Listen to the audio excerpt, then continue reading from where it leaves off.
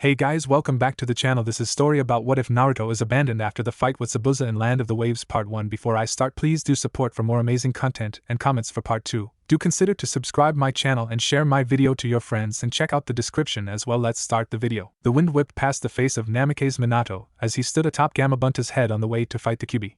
Konoha was nearly in ruins by now. Fire was everywhere. People were dying left and right. His people were dying. He had sworn to protect them as the Yondaime Hokage, and here they were dying, and there was nothing he could do about it except. Tears came to his eyes as he realized what he had to do. Gamabunta, keep him busy. I have to go get Naruto. The old toad's forehead creased in confusion. Why would you get your son? He's only a few moments old. Why would we need him? Then it clicked. Minato, please tell me you're not going to do what I think you are. I'm sorry, old friend, but I have to. There is no other way. Very well, I'll keep him busy. Do what you have to do. With a flash of bright light, Minato disappeared and returned with a baby in his arms. Get me close to the demon, Bunta. I'll do what's necessary. With a nod, they were off. The demon, Kyuubi no Kitsune, was frightening to behold. The creature itself was taller than the Hokage's tower, and the 9 tails swinging behind it were nearly as long as the beast was tall. I love you, Naruto. Shiki Fujin. With that shout, Minato summoned the Shinigami to the mortal realm, a dangerous feat that would cost the nobleman his soul. If possible, the creature was more gruesome than the Kyuubi. It was definitely larger. Time stopped for all but the Hokage, the Kyuubi and the Shinigami. Kyuubi! Rasped out the voice of death. The sound of his name sparked something in the beast, and his eyes changed. It was as if he had come out of a trance. Then he saw the Shinigami. Shinigami-sama, why are you here? Where am I? The Hokage looked on in shock. The creature had no idea it had done so much damage. Unbelievable. My servant, you have been weak. You allowed Uchiha Madara to enslave you. He made you his tool to exact his petty revenge. The only reason you have stopped is that this mortal summoned me to bind you to his son. The price for this, as you know, is his soul. For better or worse, you will be bound to his son. You are now charged with his protection. When he needs it, you will grant him your chakra, and when he is ready, you will leave him your chakra as a Kekai Genkai and return to Makai. The great red beast bowed his head as he answered. I understand, Shinigami-sama.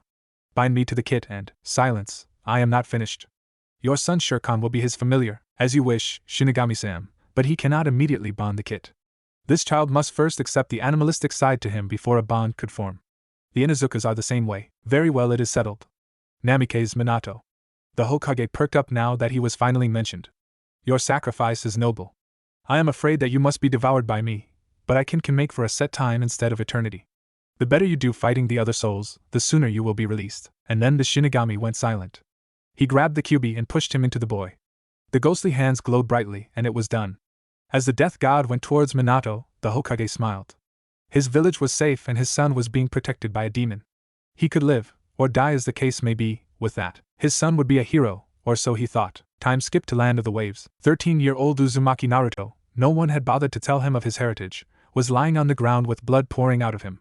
This was nothing new. The villagers had been causing this kind of thing for years. The difference was that his injuries were caused by ninja. Naruto had thought that becoming a ninja would make others respect him more. He leapt for joy when he made genin. Perhaps his teammates would respect him. Fat chance of that. Uchiha Sasuke was the golden boy of the village. He was the last of a massacred clan with a legendary dijutsu known as the Sharingan. Because of a pair of eyes he couldn't even use yet, the village worshipped him. He hated Naruto and thought the boy was inferior to him in every way. Haruno Sakura was no better. She was book smart, but pretty much useless as a ninja. She was obsessed with the Uchiha heir. By extension, she hated Naruto. His sensei seemed alright.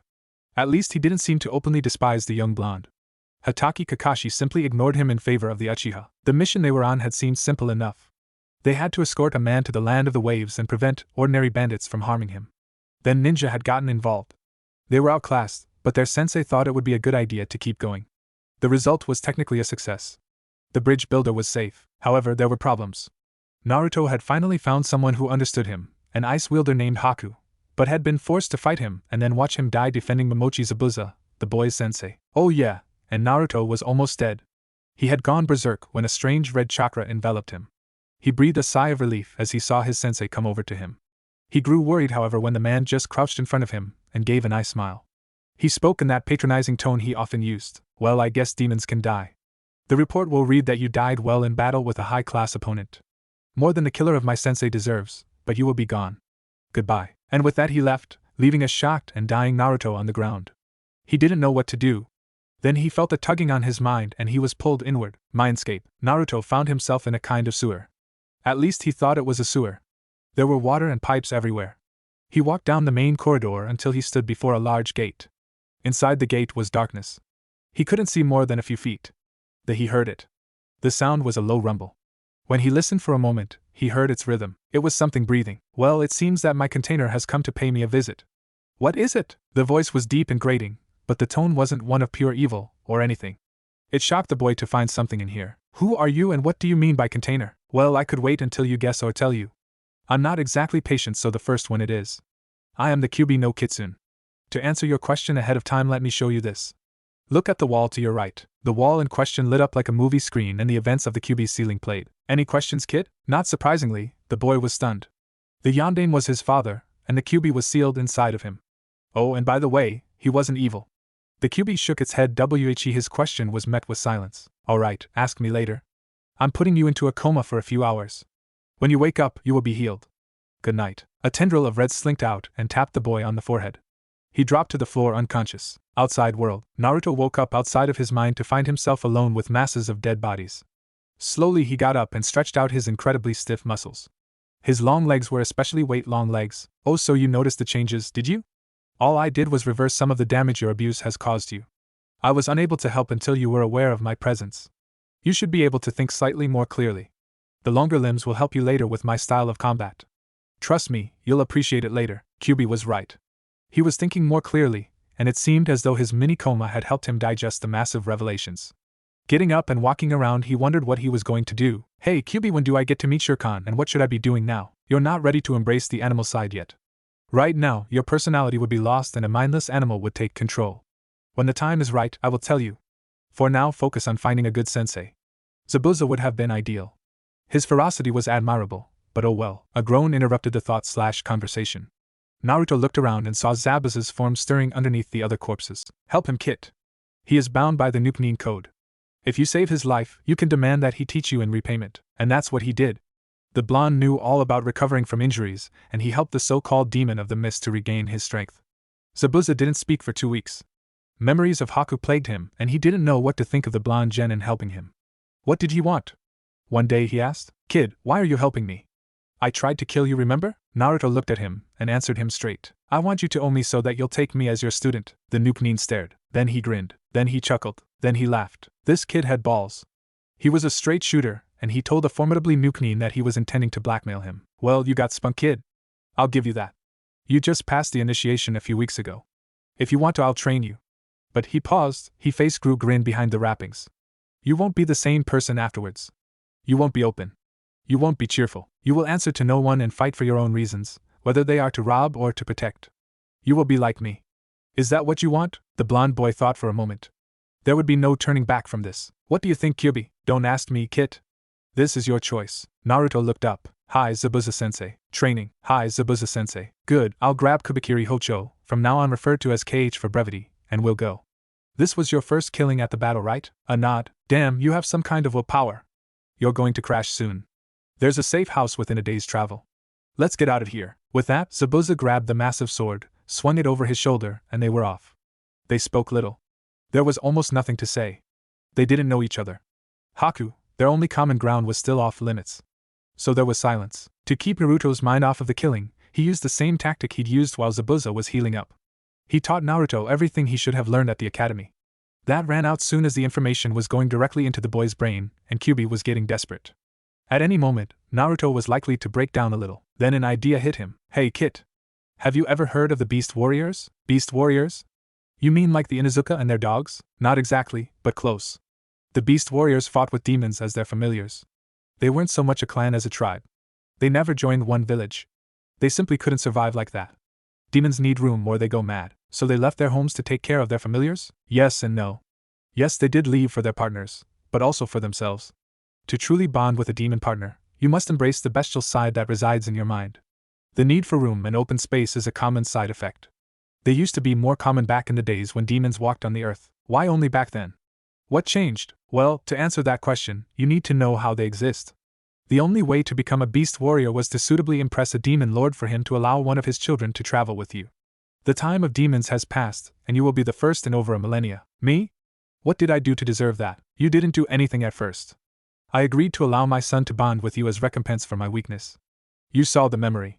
But I have changed my mind. You more than deserve it. You show ferocity in battle and you hold back when necessary. You are fiercely loyal and your word is your bond. You could be one of us with a little work. Between my tutelage and that of your sensei, we'll refine those things. Refine? You'll understand later. I think you should tell Zabuza about me. He won't ask, but you owe it to him as his student. He can't train you otherwise. Are you sure? Most people don't react well to that sort of thing. Don't worry. He'll take it fine. Jinchuriki are usually well respected. Most of the time, the demon hasn't killed most of the ninja before it's sealed, if you're sure. So Naruto told his new sensei his story. Zabuza didn't react. He didn't ask any questions.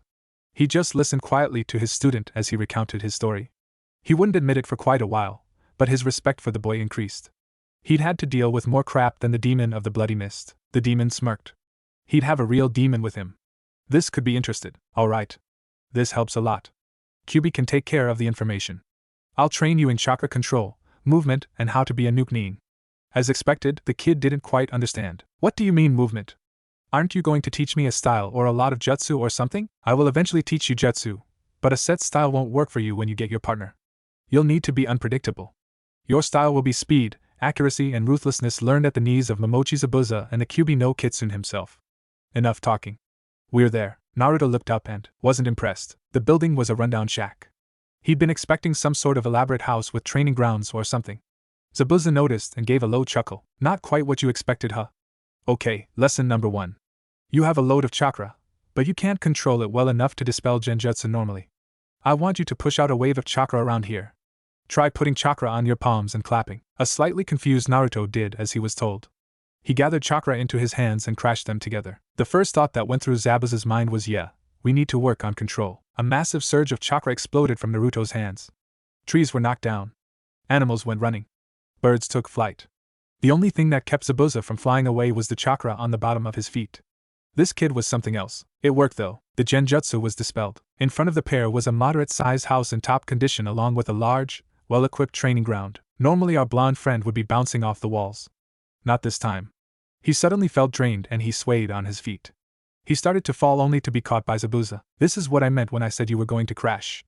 Let's get inside. He carried his student into the house and sewn to the basement. If worst came to worst, nothing would be broken at least. Naruto just sat in the middle of the room face to face with Zabuza. Neither said a word for a while. Then tears started to pour from Naruto's eyes. I killed them. I killed them all.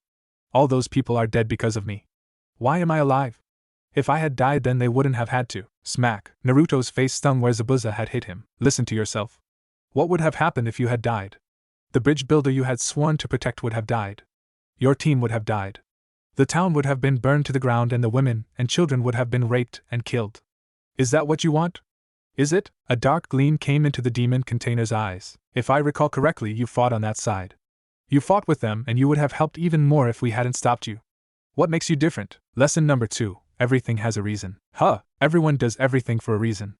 Everyone fights. Everyone kills. Everyone dies. Never evaluate based on the act. The motive is everything. Oh yeah? What motive did you have? Silence came between them then. If Naruto didn't know better, he could have sworn that a single tear fell from the demon's eye. Haku, what did you say? Asked Naruto in disbelief and anger. What could Haku have to do with it? There was no way he would have wanted slaughter and rape like that. It was all for Haku. He didn't know it, but he was sick. I was slipping medicine into his food. It wasn't cheap either. I was getting desperate when we got the mission order from Gato. The money was good and Haku would have died if I turned it down. He paused and looked his new protege in the eye. Look over your life. Find the people who have been important or kind to you. They are people who make your life worth living. Those are the people you fight for. Do you have any? Naruto paused. He bit back his initial response of Sakura and gave it a lot of thought. He thought back over his short life and found the few he knew fit the question. First was Sarutobi Jiji. He always took care of Naruto, always supplying a kind word and some food or money. Next were the Ichirakus. They kept Naruto alive when others wanted him to starve. Iruka was another obvious one. He was the only teacher who taught Naruto anything. He even took a giant shuriken to the back defending Naruto. That was when it got harder. Everyone he could think of was considerably older than him. He thought he was done when another name came to mind. Kiba Inuzuka. The boy was loud and insulted Naruto and pretty much everyone else at every turn, but he had befriended Naruto. They pranked together and were good friends until they had been sorted into teams. Yes, Kiba was on the list. Seeing that Naruto had thought over it, Zabuza spoke up. Have you come up with any? Hi, I can think of 5 people like the ones you spoke about. You're lucky, kid. Haku was all I had for years. Now pay attention. This is important. You have to live and fight for something or someone. Are you sure about these people? A nod. Okay, from now on, whenever you do something, do it for them. Train and get stronger to protect them. Fight to help them. Live to be there for them. That is how you will become strong. Do you understand? The answer came after a long moment. It didn't seem right to hear a voice so low and serious come out of the boy. I think so, sensei. My life needs purpose. I can't live to serve a village wants me dead, so I must live for the few that matter. They are my family, my parents, grandparents, and siblings. I take care of my family. Zabuza shook his head in admiration. The boy got it. His student would be great. He had the drive, the motivation, and the power to become the best. But not now.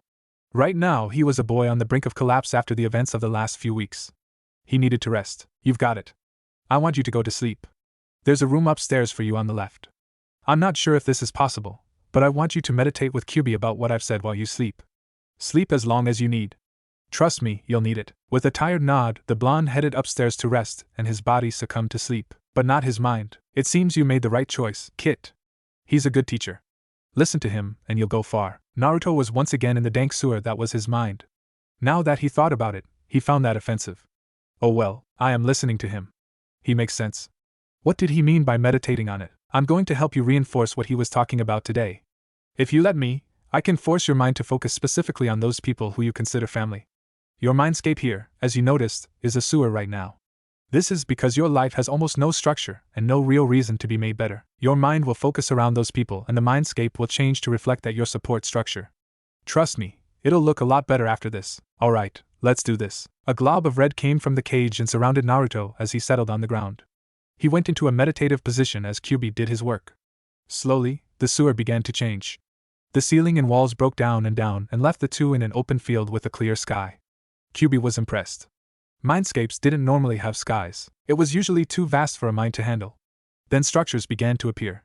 The field turned into a training ground and 5 pillars rose up out of the ground. They came up around the edge of the training ground. From those pillars, everything started rushing out. A library came from one, plants and animals came from another, and so on until it seemed as though a whole world was made for Naruto inside his mind. The Kyubi was stunned. When he had said that the boy's mind would rely on those 5 people, he hadn't expected it to this extent. Everything flowed from them. Kit, you might want to see this. Slowly, Naruto opened his eyes and looked around. He jumped up in shock. Where did all this come from? Well, I think all of this comes from the fact that you finally realized what you learned from these people and what they meant to you. Everything came from the pillars. You saw the old Hokage as an example of wisdom and knowledge. You learned loyalty from your friend Kiba. Compassion came from the Ichirakas, and it looks like you got a sense of commitment and sticking things out from Iruka and what he risked for you. Everything comes from these, Kit. They really made you who you are. You're going to be one hell of a ninja, Kit. This clinched it for Naruto. No matter what, he owed these people everything and he was going to repay them. They were his new reasons. 1 year later, it had been about since Zabuza had started training Naruto. In this time, Naruto changed. He wasn't the bubbly orange-clad buffoon that had been the terror of Konoha. He had learned discretion. He knew firsthand how too much noise could be harmful. That was a lesson he would never forget. Naruto, be quiet, came Zabuza's voice in a coarse whisper. The Rocknin are nearby. They could attack at any moment. Then a katana came down on Naruto's face. That had been 8 months ago. Both of his eyes were hit. The Kyubi had saved them after Naruto had been in a 2-week-long coma. When he woke up there was a burning pain across the top of face. Kyubi! What's going on? My face feels like it's on fire. You stupid boy. Your arrogance and noise almost cost you your sight. I have managed to repair them, improve them but they will never look the same again. What do you mean? Come take a look. And Naruto was pulled into his mind. His mindscape had already changed since the introduction of the pillars.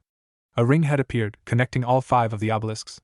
The ring represented Zabuza and his teachings and how they brought Naruto's being and focus together. When Zabuza found out about it, he disappeared for a while and was quiet for several hours. Naruto willed a bowl of water to appear and looked in. He gasped in shock. Instead of regular pupils and irises, he had a horizontal stripe going through the centers of his eyes.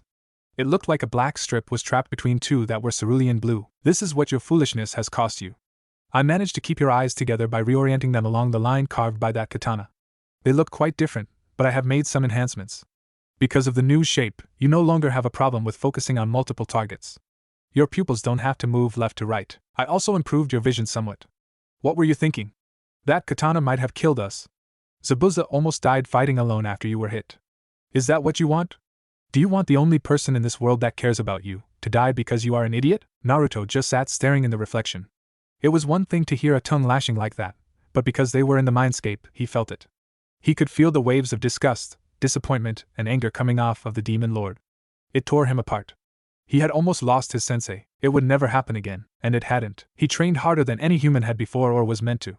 He pushed his body to the limits of human endurance and beyond. While Zabuza slept, he ran. While Zabuza ate, he did push-ups. When Zabuza trained him, he listened and memorized every word. The enemy was never underestimated. The enemy was always destroyed. Period. He became the epitome of a ninja in training, and his master noticed. He didn't say anything. Praise wasn't his style. Naruto simply got an approving nod when he managed to evade the missing nin for an hour inside of his Kirigakyu no Jutsu. You're ready? What? Asked a somewhat surprised Naruto. You're ready for a weapon. You've trained your body for speed and agility. You are strong, precise, and ruthless. You need a close-range weapon. Ask Kyubi what he thinks. Kyubi? I heard. Give me control for a minute. I need to talk to Zabuza. Naruto groaned. This felt weird as hell. He let the Kyubi's consciousness slip into control. Zabuza, are you sure he's ready? If he gets a weapon, he needs to get his partner. They need to learn their style in tandem for it to work. Are you certain? A sigh. Yes, Kyubi, he said irritably. We've talked about this before. I will never recommend him something I'm not sure he's ready for. I'd make him wait if I had any doubt. All right, I'll trust your judgment. He needs clawed gauntlets. I'll pull them from Makai with my son. I'm giving him back control. I hate when he does that, muttered the blonde. What did he want? It's time for you to meet your familiar, Shirkan, if I remember correctly. Begin drawing the seals. Hi, he didn't question about the seals. Kyubi had literally drilled them into his mind. It was also a bad idea to question Zabuza. He went to his pack and withdrew his ink and brushes. This would take hours to do correctly, and one mistake could cost him his life. He picked a clear spot several minutes away from the camp and began writing. He finished almost 9 hours later. His hand was cramped, and he was exhausted, but he was done. It's finally time. He sounded somewhat saddened. It confused Naruto. But Kyubi, shouldn't you be happy? You will be reunited with your son after all. It's been quite a while. If only that were the case. It's time for me to leave. As part of the deal I struck with the Shinigami, I must return to Makai and leave you my chakra. But enough of this useless drivel. Before we begin, you must bond with your animal. Get in here. Naruto was getting annoyed. Getting pulled in and out of his mind was quite annoying. He just sighed and waited. He was shocked to see that instead of his field and training grounds, he was looking at the sewers again. Hey Kyubi, what gives? This is the other half of your mindscape. You exercise complete control of the other half, but this is the animal side of your mind. This is the side that takes control when I give you too much chakra, though you don't use it much anymore. We are here to find the animal you. You must defeat him, and then you will have to make a choice. A choice? What do you mean, Kyubi? You will see when the time comes. Now you must hunt him. I cannot help you here. This is for you and you alone. He is your instinct, but you are your reason and will. You must overcome him. Now go. And Naruto was alone. He paused and took a deep breath. He needed to analyze the situation. He was alone in hostile territory with no weapons. His enemy was strong and had incredible instincts. This was his ground. That wasn't good. He called on the tracking lessons that Zabuza had drilled into him. You can't rely on sight, though you must look. You can't rely on hearing, though you must listen. You can't rely on smell, though you must smell. You can't rely on touch, though you must feel. You can't rely on taste, though you must taste. You must rely on all of your senses in tandem, favoring none, if you wish to survive. Naruto calmed himself and focused intently on his senses, amplifying him with chakra. Thankfully, it being his mind, there were few distractions. He stayed there for several moments until his ears picked up a small splish. His opponent had made a mistake. He had disturbed the water. Naruto now knew the general direction of his opponent. Focusing on his sense of touch, he managed to detect the ripples made by the enemy. Gotcha! Using a thick layer of chakra on his feet, Naruto ran silently on the surface of the water, racing towards his goal. He managed to catch a glimpse of his target as it ran around a corner. The race was on. The enemy was a creature of pure instinct. He took turns in an instant in the nearly perfect way to throw off his pursuer. He felt that his pursuer was too strong-willed to be fought head-on, yet it began to dawn that he would not give up the chase. Where he had been turning randomly to avoid chase, the reasoning Naruto had been keeping track. He catalogued each turn and each dead end, hoping to be able to force his target to fight on his ground. At a four-way intersection, the animal Naruto turned and darted towards Naruto for a quick attack which was fended off with an expert sweep of his arm. He retreated into a tunnel and tried the same thing from a different angle, but it met with the same result, and the game went on. He was retreating quickly after every attack, but he had no idea he was being set up.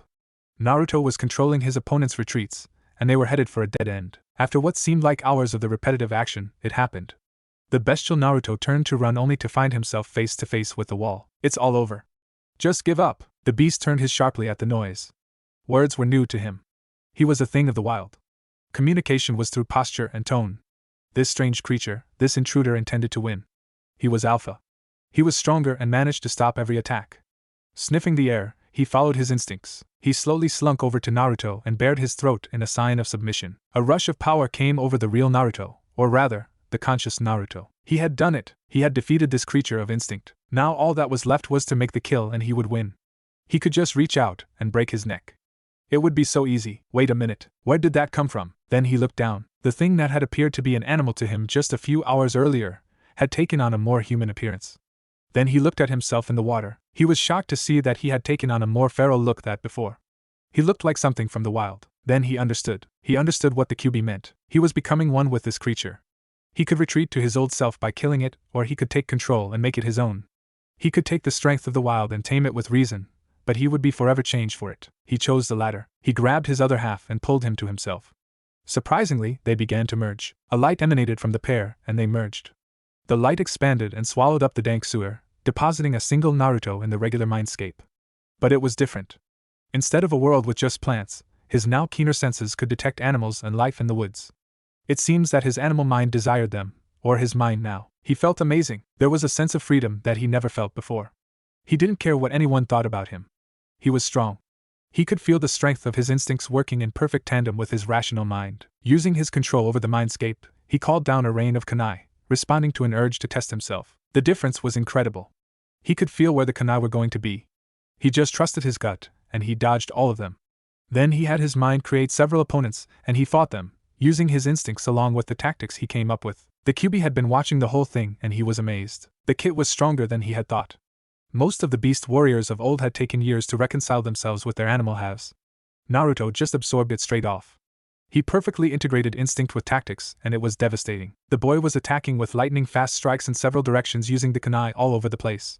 He didn't need to focus on just one person because of his new eyes. When he got his Kekkei Genkai, he would truly be unstoppable. Kit, I am impressed. Come back outside. It's time. He nodded and forced himself back into his body. Sit in the seal circle and I will begin the summoning. Shirkan will come with your weapon and I will be gone. Do not say anything. There is nothing you can do. You will be gifted with a new Kekkei Genkai. It will be twofold. First, you will receive my chakra. Your bond with my son will make you able to withstand it. The second part will come to be known as Yaja no Kenkei. You will be able to call natural creatures to your aid. They will recognize you as one of their own. You will be able to sense them and call them with your chakra. My son will bring with him what are to be your weapons. Be proud as you will be the first mortal in millennia to wield demonic weapons. My final gifts to you are clawed gauntlets known as the Bijutsu. Shirkan will teach you to use them. Farewell, Uzumaki. As the demon lord finished his speech, Naruto activated the seal. The first thing it did was to rip open the seal on Naruto's stomach. Red chakra came forth and seemed to rip a hole in the air above the blonde. It slowly grew wider and wider until it was larger than Naruto himself. Through the light and intense pain, Naruto managed to make out the shape of a black fox with 7 tails, carrying something in its mouth. Over the interdimensional din, a booming voice was heard. Shirkan, my son, this is Uzumaki Naruto, and your partner from now on. He is one of the best mortals I have come into contact with. Show him respect as you would me. Serve him well and bond with him. The black fox, who seemed to be in shock at the sound of his father's voice, went over to the prone form of Naruto Uzumaki, his partner. He sliced open his paw with his teeth and ripped the skin on the boy's chest. He placed his bleeding pad in the open wound and allowed the blood to mingle. The wound sealed almost instantly. And in its place, a mark formed. It took on the shape of a black fox with 7 tails with its claws extended, ready to do battle. The shape covered most of his chest. The bond was complete. The QB sighed. Yes, the great demon lord sighed. He would miss the kit, and this would hurt like hell. He took all of his nearly infinite chakra and forced into the now partly F equals demonic Naruto. He had expected the red chakra to simply overpower the child's own blue regular chakra, but something different happened. The chakra fought back. A blue light came up and slammed against the wall of red that was descending on the boy. They struggled back and forth, fighting for dominance. Then they both pulled back and slammed together right over the center of Naruto too. The two chakras forced themselves through each other and mixed until they stopped as a single color. It was maroon. The red chakra had been far more vast, but the blue had refused to just die off. This was shown in the now mist color. The massive amounts of chakra swept through Naruto's body, entering the chakra pathways. There was too much to go back through all of the tenketsu, and much of it was absorbed directly through the body. This caused the chakra to actually become part of the boy's genetic code. He would now be able to regenerate even more quickly, and it would be passed on to his children. The chakra just couldn't all fit in that young undeveloped body though. As the Kyuubi was sucked back into Makai, he saw the boy's body changing. He seemed to stretch out and grow. It was like watching years of growth taking place in an instant. His muscles hardened to the strength of steel, but they didn't grow much, allowing him to remain quick and spring-like in his movements. His canines elongated slightly, but the last interesting changes were to his face. His hair had grown to the length of a mane, and his eyes had changed to the maroon of his chakra. The final changes were to his whisker marks. They weren't whisker marks anymore. They had changed into 3 maroon stripes on the sides of his faces. The changes to his body were incredibly painful, and as they finished, so did his strength. He passed out. The first thing that greeted his eyes upon his waking was a large black fox. "Naruto-sama, are you alright?" Naruto slowly opened his eyes to look directly at the large black fox in front of him. "I feel like I was hit with a kite jutsu. You're Shirkan, right?" The black fox bowed towards the boy. "That is correct, Naruto-sama." "I cut the sama. We're going to be working together for quite a while and I'm nothing special yet." Naruto could have sworn he heard the fox snort. "Naruto-sa Naruto, you are something special. Call on some chakra. Make it visible." Confused, Naruto summoned a large amount of chakra to his hand. But it was a little more than he thought. He had called what would be a fair amount of his chakra before. Now, after the ritual, a massive ball of chakra shot off of his hand. It was maroon. "What the hell was that and why is my chakra red?" "Your chakra is not red. It should be, but it's not. When my father returned to Makai, he left his chakra with you. Yukai is more than enough there. The chakra should have overpowered yours and transformed it into pure demonic chakra. Somehow your chakra fought and merged with my father's. That also explains the amount." Naruto groaned. A year ago he would have been yelling and screaming about how cool he now was, but he knew what this meant. He looked over at Zabuza, who was still a little stunned by everything. "I'm going to have to relearn chakra control, aren't I?" A nod. "And it's going to be a lot harder this time, right?" A nod. "Crap. Actually, Naruto," said the demon. "That's not true." The blonde looked hopeful. "You'll never be able to relearn chakra control. It's just not possible with that much chakra." The blonde looked crestfallen. "Luckily, my father decided to give you bijutsu. Because they are demonic weapons, you can focus your new chakra to them, but we need to know what your chakra affiliation is." "Why would we need to know that? Isn't demonic good enough?" A wry chuckle escaped the kitsune. "And don't you forget it, but your chakra is a combination. You could use each part separately if you wanted, but you need to understand your chakra for both to work together." Finally, Zabuza decided to speak up. "Hey Naruto, before you work this out and get pissed because I never tested you for affiliation," Kyuubi said not to. "I think he didn't want you to have to relearn elemental manipulation. There are some sheets of chakra paper in my pack. Go get 'em." Grumbling, Naruto stretched himself out and got up. "Stupid lazy sensei. Won't get the stuff in his own pack. I oughta what the hell happened to my body?" He had finally noticed the changes. He looked like a 20-year-old. He had long, wiry arms and legs, surrounded by steel-like muscle. "It's pretty unnerving for a 14-year-old. As best as I can tell, the chakra forced your body to expand to contain all of it. Don't complain, it's an advantage." "Shirkan, what else happened to the kid?"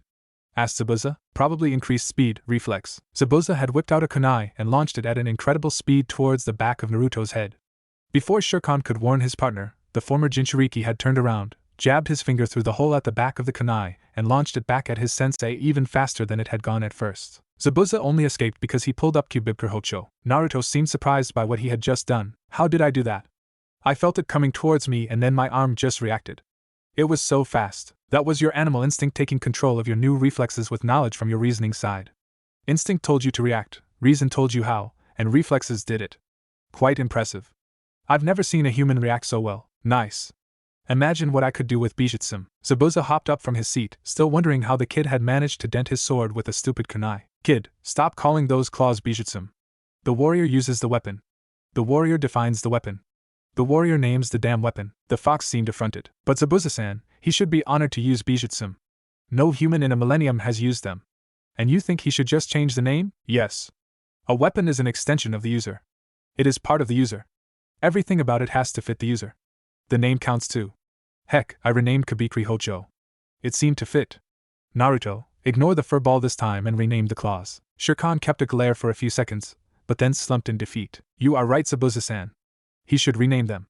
Forgive me, I have little experience with mortals. When you are eternal, names become quite important." "Shikumiai." Both of the others turned to look at him. "I named them Shikumiai." "Fate. Now we're getting sidetracked. I'm going to get the chakra cards." While Naruto walked back to the camp, Zabuza had a few things to say to the fox. You know, if he can't learn jutsu that require control, I don't have much left to teach him. He'll learn his fighting style from you, and I can't teach him how to use his wind affinity. You have taught him well, I think. If my father gave him such gifts, and wait, did you say wind affinity? A nod. Then why did you send him to get the cards, and how did you know? I tested him pretty soon after I accepted him as my apprentice. I needed to know if I could teach him my water jutsu, but it didn't work out. The reason I sent him off is this. Zabuza slowly reached up and unwound the bandages on his face. He hated doing it, but he wanted to look the fox in the face. I'll never tell him this, but that boy is a son to me.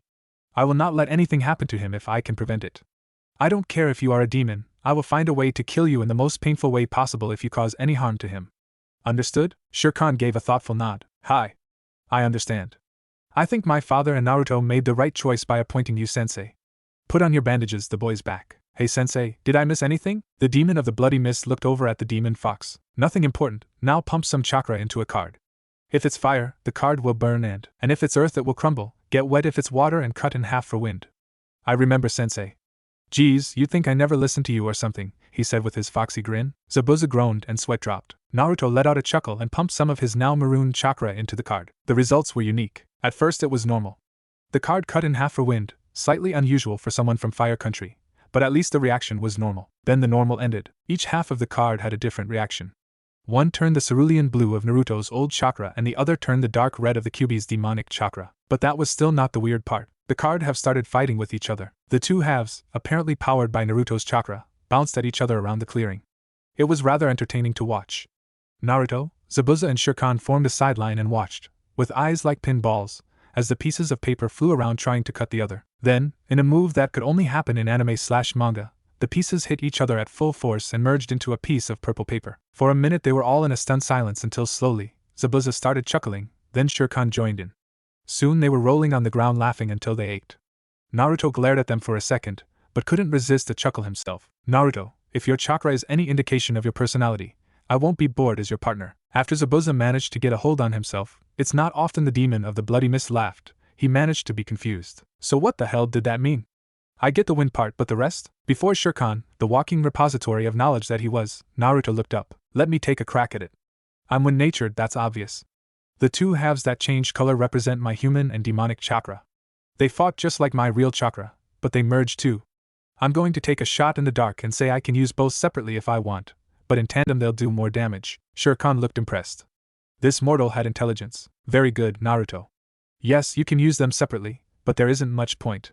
If you can't do jutsu, there aren't any real advantages I can think of. A triumphant gleam appeared in the blonde's eye. Zabuza cringed when he saw it. Normally, that look meant a lot of mischief or brilliance. Sometimes both. Just to be safe, the demon sent off a quick prayer to Kami. Couldn't hurt. Oh come on, oh wise and powerful demon. You can't think of anything? Imagine what an exploding note charged with demonic chakra would do. What about guiding shuriken using wind chakra? No advantages, sheesh. Again, the fox was shocked. He had just assumed that the mixture would be better, but the boy was right. The mixture would be too volatile for tags, but a pure demonic charge would simply make the explosion amazing, and guiding shuriken?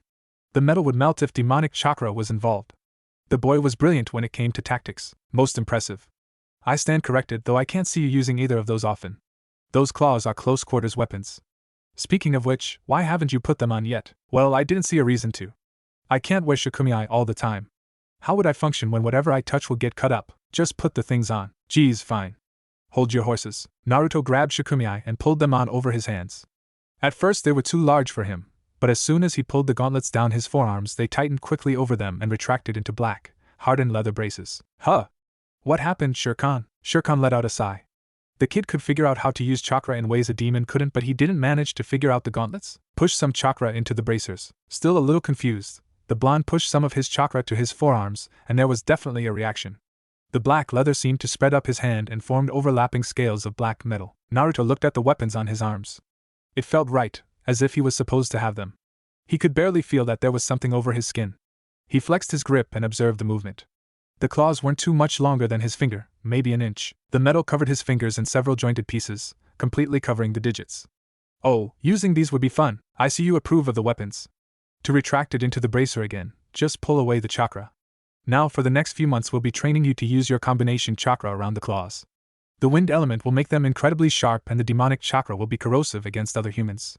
You have a most powerful combination, and train they did. Naruto worked for weeks with a dedication that was soon to become normal for anything he deemed important. He was able to cut trees and rocks into pieces with little effort. His chakra was almost limitless. Shere Khan took him hunting with him and taught the boy to stalk his prey and to use his now heightened senses to his advantage. Zabuza continued to teach the boy in anatomy, specifically, where to aim for with his claws. Fairly soon, the Nuke-Nin had to admit that the boy was at least as good as him. Who was he kidding? He couldn't compete with Naruto at all. His speed was too great, and that instinct combined with his sharp mind, no competition. He had only one weakness. The kid wouldn't fully allow the instinct to take over and work unless he was in a corner. He still clung to his old self unless he was near death, and quite frankly, that didn't happen too often.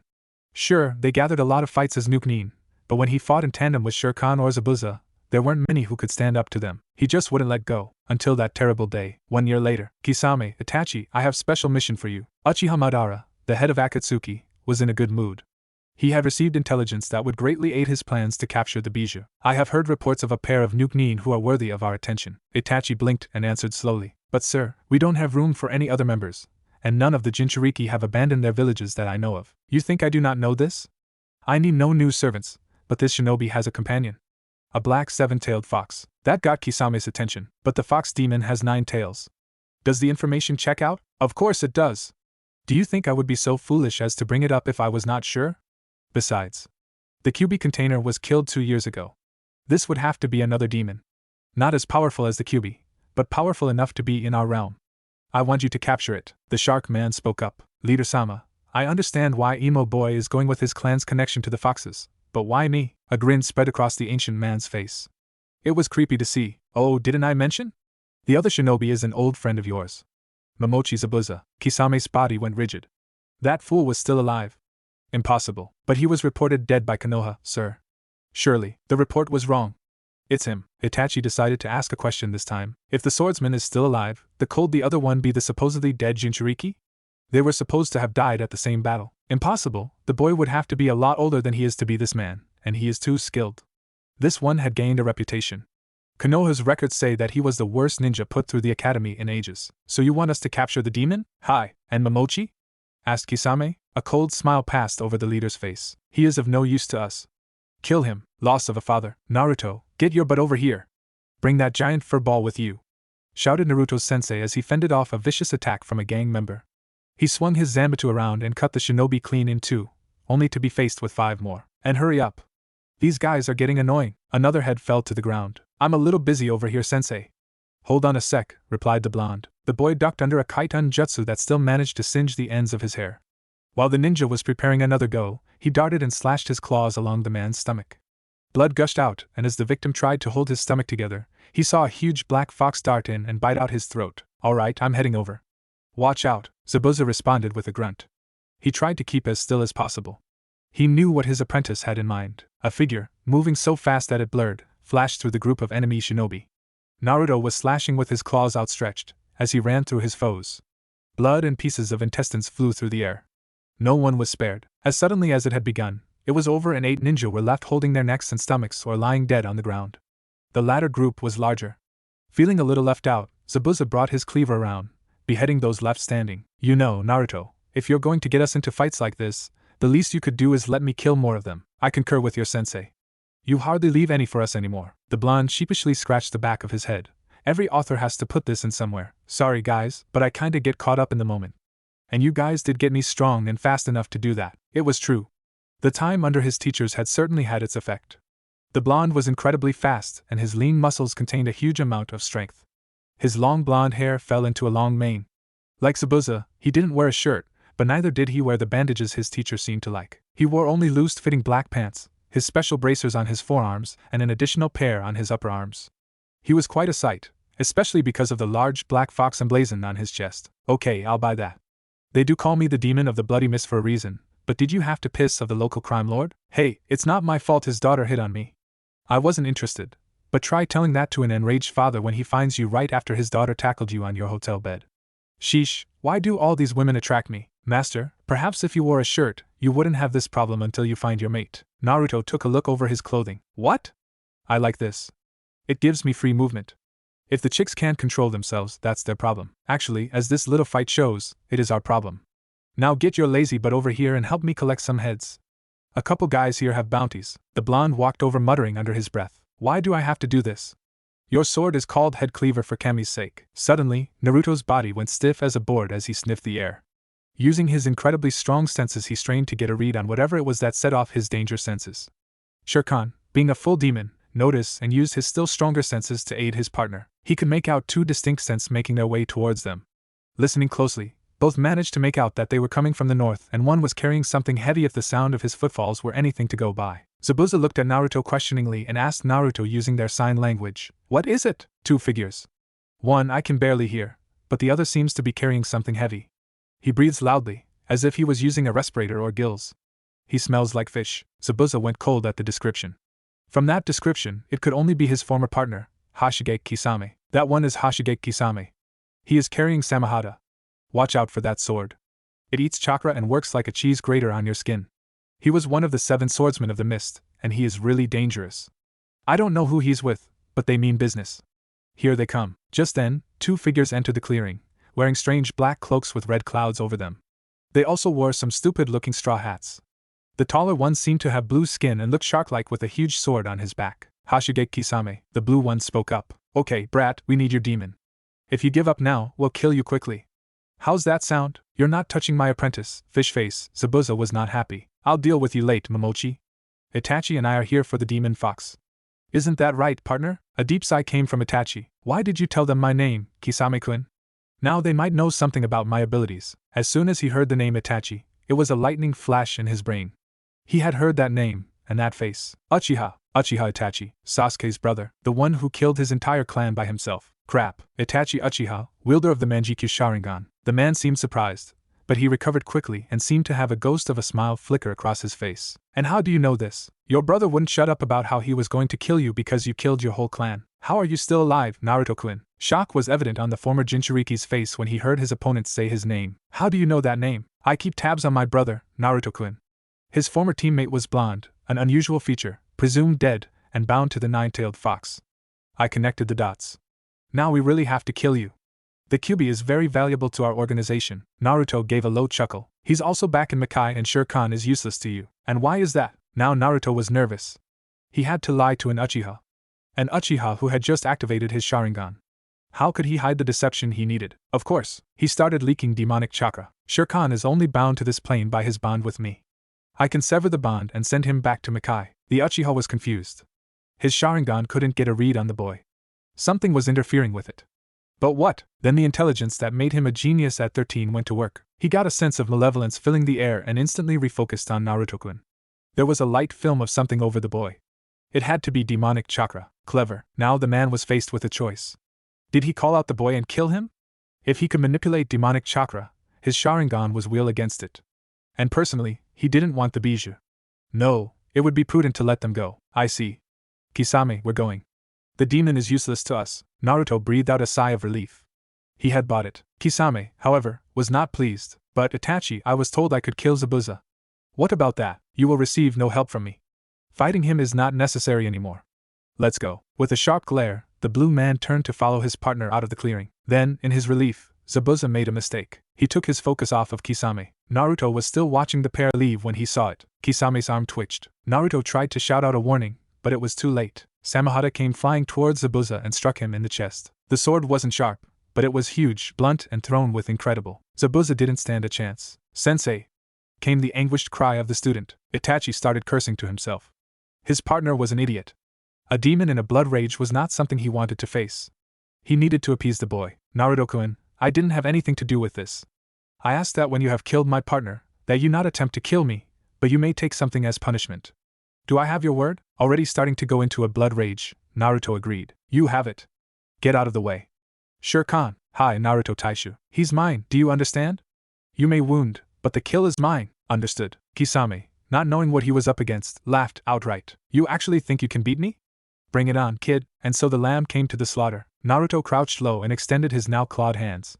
He felt the blood rage and animal sigh begin to take effect. He didn't fight it. He embraced it. He welcomed it like an old friend. He destroyed the barrier between it and himself completely. With a beast-like snarl, he lunged towards the swordsman. As the enemy brought down his sword, Naruto did a handspring to flip over it and raked his claws along Kisame's chest. The skin was like iron. Even with his wind chakra, he only made what appeared to be a deep cut on the man. Kisame smirked. What? Did you think I would be that easy to kill? Give me some credit. Crap. This wasn't good. What to do? What to do? My wind chakra didn't do anything, that's it. My wind chakra won't work. But what about demonic? Sure-Khan, it's time to use the special ability of my infused chakra. Hi! Then the pair came upon the Sharkman like a hurricane. They were swiping and slashing while trying to dodge the giant sword that came at them. They scratched his skin and put out as much demonic chakra as possible. Soon there was enough demonic chakra in the fish to make his insides burn, but there seemed to be no effect. That was pathetic. I just had my sword absorb that weird chakra. At least give me a challenge. Naruto clenched his teeth in anger. That sword was ruining everything. Somehow it could handle demonic chakra. It shouldn't have been able to do that. Only demonic weapons really could. There had to be something? Wait, that could work. It's suicidal, but it could work. Time to give it a whirl. He took a deep breath and steeled himself for what he was about to do. Damn, it was going to hurt. Kisame saw him stop moving and assumed he was giving up. He quickly brought down his sword in a large downswing towards the blonde's head, only to have it caught in the boy's clawed gauntlets. If you want to absorb chakra, fine, let's see how well your word can do it. With that, he pushed every ounce of demonic chakra he could muster into the sword. Maybe it could handle a little absorbed through its user, but a flood was too much. The sword flashed red and then it exploded. The shards formed the unusual blade went flying and went in every direction. Naruto! Cried out Shere-Khan. Then the dust settled. Kisame's body was riddled with pieces of his sword. They protruded from nearly every portion of his body. His strength failed him and he slumped to the ground. Then he looked at Naruto. If Kisame had been bad, he was worse. There was almost not skin visible on his body. It was covered in shards and blood poured from him. The pain was intense. But he would not go down. He took slow, unsteady steps towards his foe, yanking out pieces of Samahata with every step. You killed my master. You killed my father. You killed my friend. You killed him with a trick. You didn't dare to face him in a fair fight. Now I will kill you. Naruto now stood directly in front of the monster. Slowly, he reached up to his chest and pulled out a large fragment of the sword and jammed it through Kisame's arm, pinning him to the ground. The murderer screamed out in pain as more and more shards were driven through his limbs, pinning completely to the ground. Finally the blonde stopped impaling him. What are you going to do? Leave me? A wicked smile crossed Naruto's face. No, that would be far too kind. Without explaining himself, he tilted his back and let out a primal screech. He activated the first level of his Kekai Genkai, Yaja no Kankei. He cried out in the language of beasts. Come, my brothers! Come and taste flesh. This one had killed Pack. He must be dealt with. Destroy him utterly. He does not deserve anything less. Silence reigned for a moment, but only for a moment. The cry was soon answered by a chorus of predators. The bears' roars echoed through the forest. The cries of hawks shrieked through the air. The lesser creature joined in and the sound was so horrendous that even Itachi was scared. They all came upon Kisame. They attacked his pinned form and stripped the flesh from his bones. The birds pecked out his eyes and he screamed until a raccoon ripped out his tongue. It was over in minutes and the animals left with something that looked like a bow towards the one who had summoned them. As Naruto approached the corpse, if it could be called such, he saw that the bones were completely bare. Nothing was left. As he inspected the body, he noticed that on one of the fingers of the skeleton there was red ring that had somehow not been displaced. Itachi! Get over here, the Uchiha bade. Remember our bargain, Naruto-kun. I remember. But before I give you your punishment, what is that ring and how did it stay on? The kid has a sharp eye. That is his Akatsuki ring. We each have one and they are irreplaceable. The Kara infused with it kept it from being removed by those beasts you control. Naruto nodded and walked over to the corpse. He pulled off the finger that had the ring and sealed the bones together with a burst of demonic chakra. Silently, he withdrew a strand of leather from one of his pockets, drilled through the finger with his claw and slid it onto the leather. The ring was still in place. This is your punishment. Remove the finger with your ring on it. I will collect all of them. I will not stop until all of the fingers and rings are around my neck. You will be the only one to survive the event because you told Kisame not to kill my sensei. Worry actually became apparent on the traitor's face. Don't even think of backing out now. Do you think you could beat me? Maybe, but look, my wounds have already healed. I could take more than a finger before I went down. The man was right. Steeling himself, Itachi withdrew a kunai and severed his finger without even flinching. He handed it to Naruto, bearing the pain stoically. Naruto took the finger and burned the flesh off of it, and sealing the bones with some chakra. It joined Kisame's finger on the strand which he donned like a necklace. A wise choice. I respect you, Itachi. You have strength, and you are intelligent. Never give me a reason to regret not fighting you. Now leave. He turned to obey, but he turned back with one last thought. You are savage in battle and use powers from a ruler of hell. You fight with beasts at your side and you don't feel pain. You will have name now. I give you the name Makai no Yaju, for you are truly a beast of hell. My time with Akatsuki is over. I suggest, if you want the others, to head to Sunagakure. There is another Jinchuriki there who will soon be targeted. Good luck. And then Naruto was alone with Shere Khan. He demon had no words of comfort to offer. He was a demon, and death was not something he had to worry about for his kind. But he knew his partner was hurting. Naruto, check Zabuza's pack. He left something in there for you. Looking like a zombie with no life of his own, Naruto went to his master's pack and rummaged through it until he found a sealed letter. Dear Naruto, if you're reading this, I've died. I have nothing to give you but my money and my sword. I know that you don't use a Zanbatsu, but keep it in a sealed scroll. Find someone worthy of it. I'm not good at anything emotional, so I'll just say it. You are the closest thing to a son I ever had. I am proud to have been your master and to have known you. I have only one last request. If you agree, I would like you to take my name and become Momochi Naruto. Carry my name well. Goodbye, son. Then, for what he swore would be the last time, Momochi Naruto wept.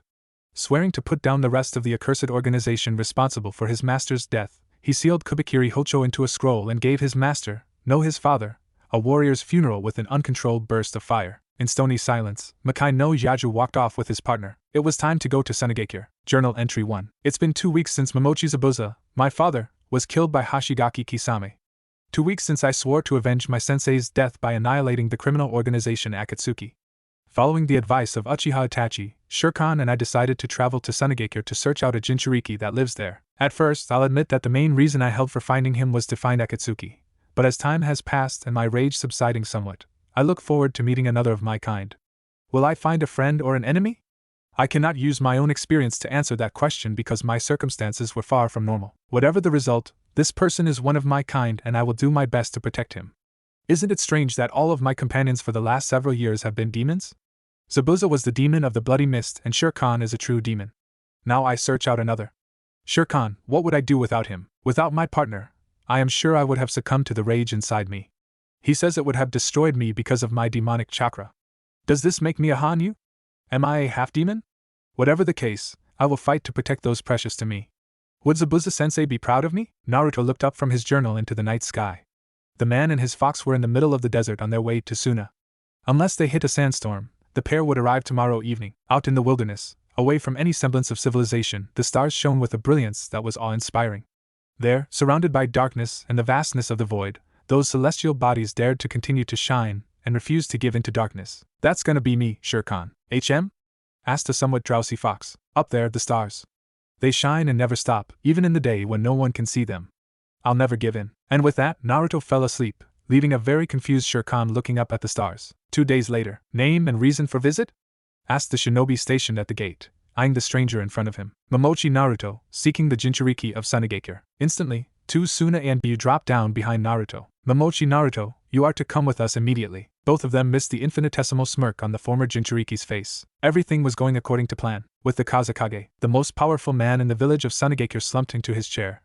He absolutely despised his job, but when that lying snake, Orochimaru, had murdered the previous Kazekage, Baki was left with no choice but to take over. After the failed invasion of Konoha, the Sand Shinobi had all returned home to lick their wounds, but then it started. When it became clear that there was no successor for the Kazekage, civil war broke out in the village hidden in the sand. Dozens of factions fought over the right to rule the shinobi village in a bloody conflict that resembled gang violence more than war. Seeing that order was needed, Baki, an old veteran who had the respect of most of the populace, reluctantly decided that he needed to step in. The man had 2 main advantages. 1, he was very powerful and experienced with a ruthlessness that would serve him well in the harsh village. 2, and perhaps more importantly, Sabaku no Gaara would only take orders from him. The unstable Jinchuriki was a killing machine with one flaw. He usually killed anyone near him. The only exceptions seemed to be his brother and sister and his sensei, Baki. Slowly but surely, he gained support and took over control of most of the factions, and was able to force peace upon the village. His name was praised in the streets as the savior of the village, and everything returned to normal. But they wouldn't let him resign. He was jerked abruptly from his reminiscing by 2 sharp knocks on his office door. Kazekage-sama, we have apprehended a ninja looking for Gaara. A cold feeling spread in the Kage's gut. So the other villages were after a weapon. What village is he from? None, sir. Baki's brow creased in confusion. So he's a Nuke-nin? No, Kazekage-sama. He isn't on any of the other villages' missing list. Bring him in. The door opened quickly, and 2 of his A and B walked in holding the prisoner. The man in front of him was impressive. Standing 6 feet tall, he exuded an aura that demanded respect. His long mane of yellow hair combined with his face marks and lack of shirt gave him a kind of feral look, but his eyes were something else. They weren't circular, but looked like black and maroon stripes. However, that wasn't what interested him. They seemed to smolder with passion, but carried the gravity of tragic loss combined with a gleam of intelligence that brought everything together. Whoever this stranger was, he was a force to be reckoned with. Baki decided to end the farce. Anbu, stand down. If he wanted to kill me, you too would have your thoughts cut before you realized he was trying something. I'm a big boy. I'll take care of myself. After a moment's hesitation, the pair nodded and shined away. Surprisingly, as soon as the Anbu were gone, the blonde nin gave a bow. Kazekage-sama, my name is Momochi Naruto. It is an honor to meet you. Surprise crossed the older man's face. Momochi?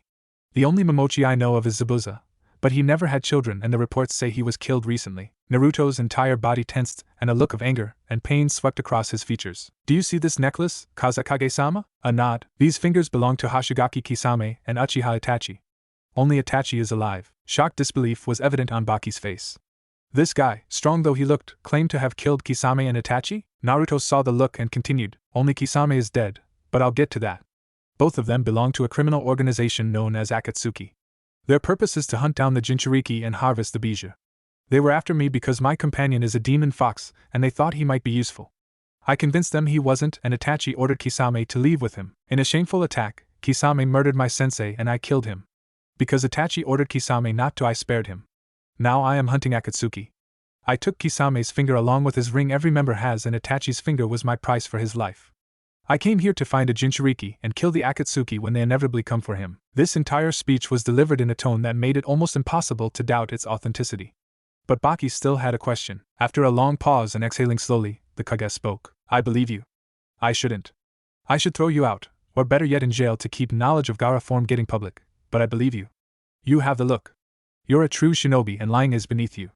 If you wanted to get anything without approval you would just do it, not waste time with an old fart like me. But the part about a demon companion is kinda hard to swallow. Nodding and appreciating the respect he had received from a Kage, he focused to some chakra to a tattoo of the kanji for fox located on his left pec. Instantly it lit up and a huge black fox appeared in the office. To his credit, the Kage didn't move a muscle, but his eyes did widen. That thing rides around in that little tattoo on your chest? Shere Khan looked at the man in front of him and gave him a haughty snort. That thing is named Shere Khan and I am the son of the Kyubi no Yoko, king of Makai. And the next time we are in Makai that might gain you something, but we are in Sunagakure, and you just insulted the Kazekage. The big fox was instantly contrite. My apologies.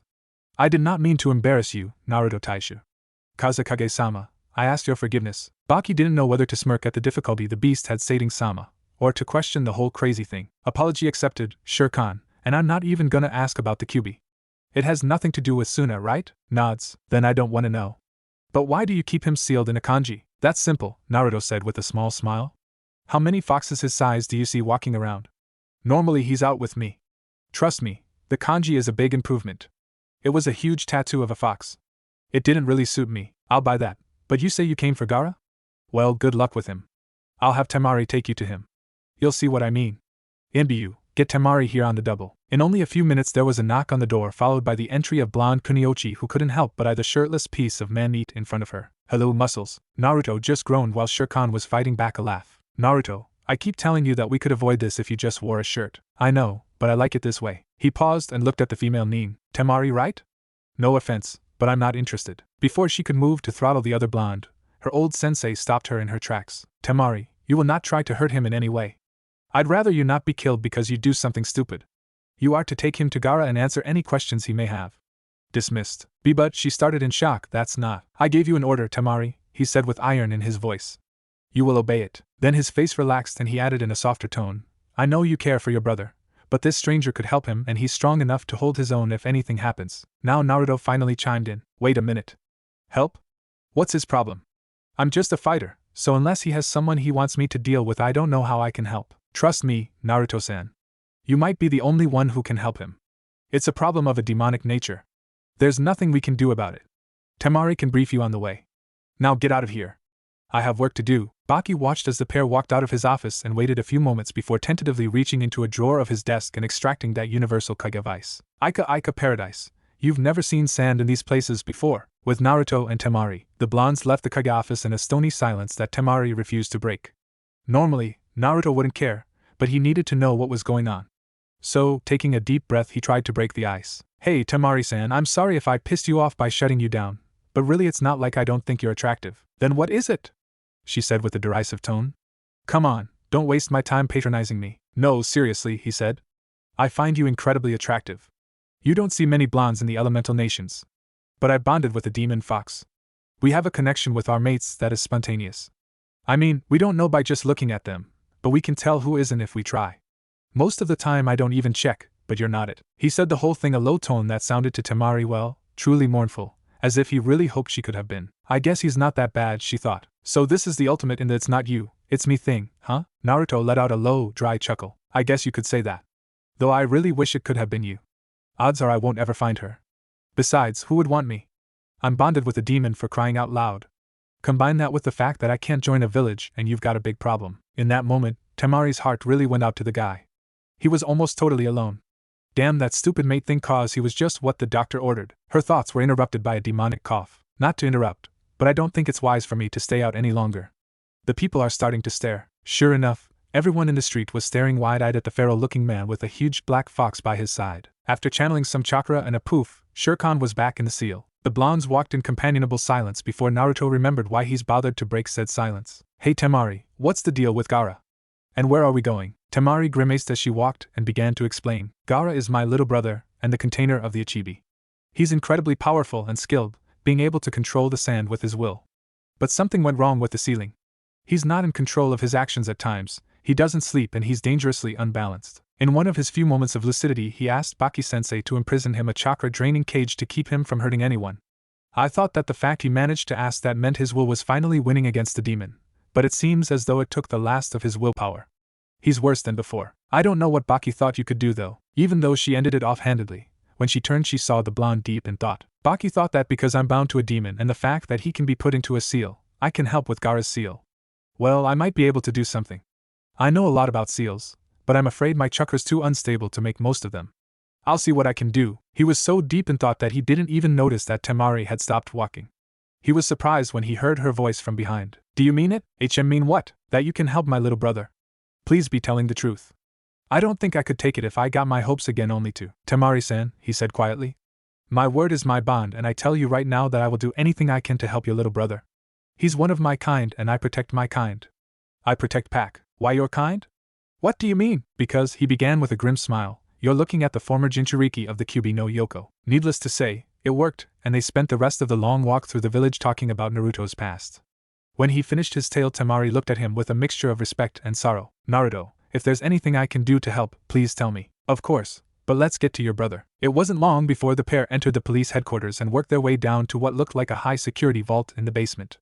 The guard barred their way at first, but after hearing that they, under the Kazekage's orders, let them through with little to no fuss. Inside the vault, they saw Gaara. The boy was young.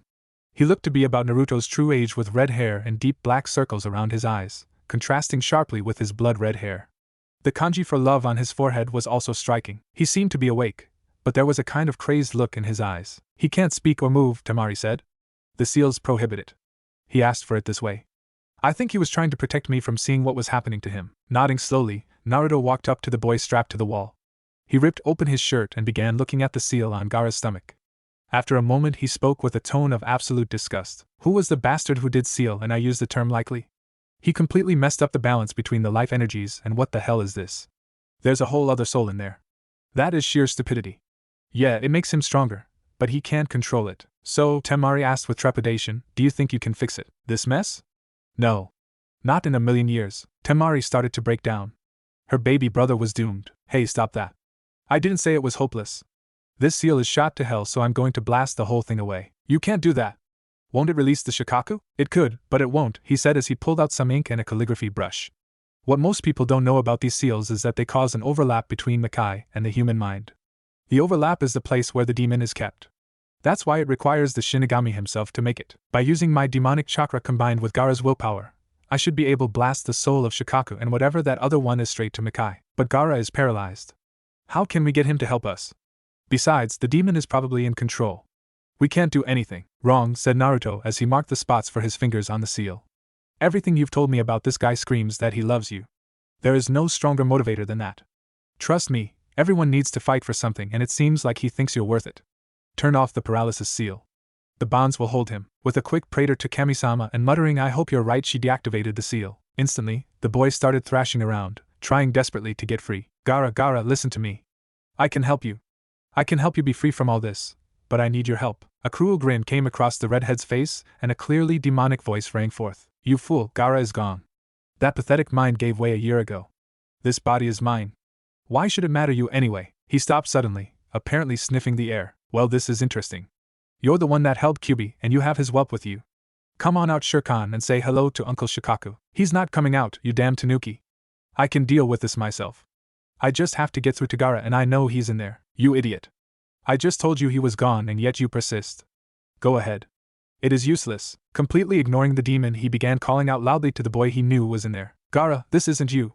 Look at Temari. She's terrified of you. Is that what you want?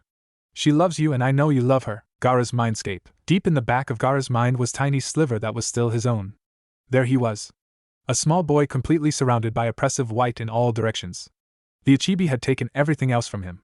He couldn't even see what was going on or get anything from his senses.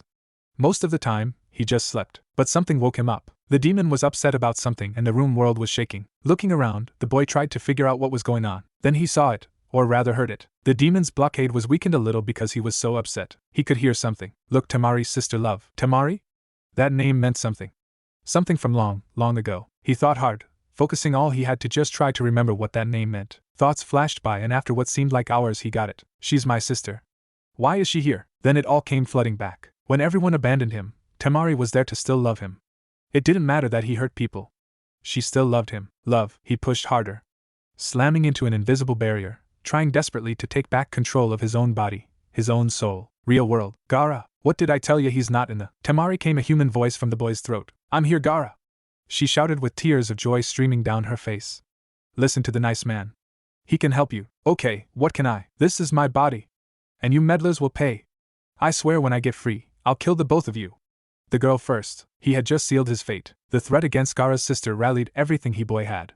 He would do anything to protect his sister. He had to. Get out of my head, he roared. Naruto leapt on the chance. Okay, Gaara, I can help you, but I'm gonna need you to do something for me.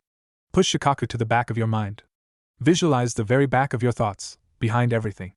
I need you to push him there. Can you do that? Obviously in pain, Gaara gritted out for Temari. Attaboy, Gaara, here I go. Naruto summoned out one of his gauntlets and lined up his fingers on the points off the seal he had drawn. Let's see how the One Tails deals with the might of the nine combined with my own. With a primal scream, he began pumping massive amounts of demonic chakra into just the right points of the seal.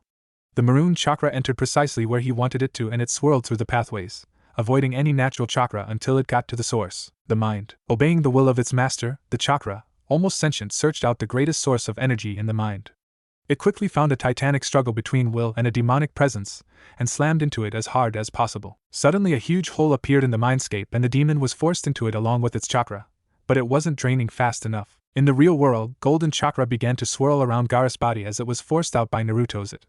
It grew to a large size, nearly filling the room when suddenly, it shot straight up in an enormous golden column of chakra, cutting through the entire building and lighting up the sky of Suna. Then, as quickly as the anomaly had formed, it vanished. Temari ran over to the pair screaming, Naruto! You did it! You really did it! Just as she got to the blonde, he managed to raise his head and he said, I said I'd do my best and my best is pretty damn good. With that, the man slumped to the ground and passed out from exhaustion. Where am I? Asked a groggy and sore Naruto. He was in an unfamiliar room all in white. He had to assume it was some kind of hospital.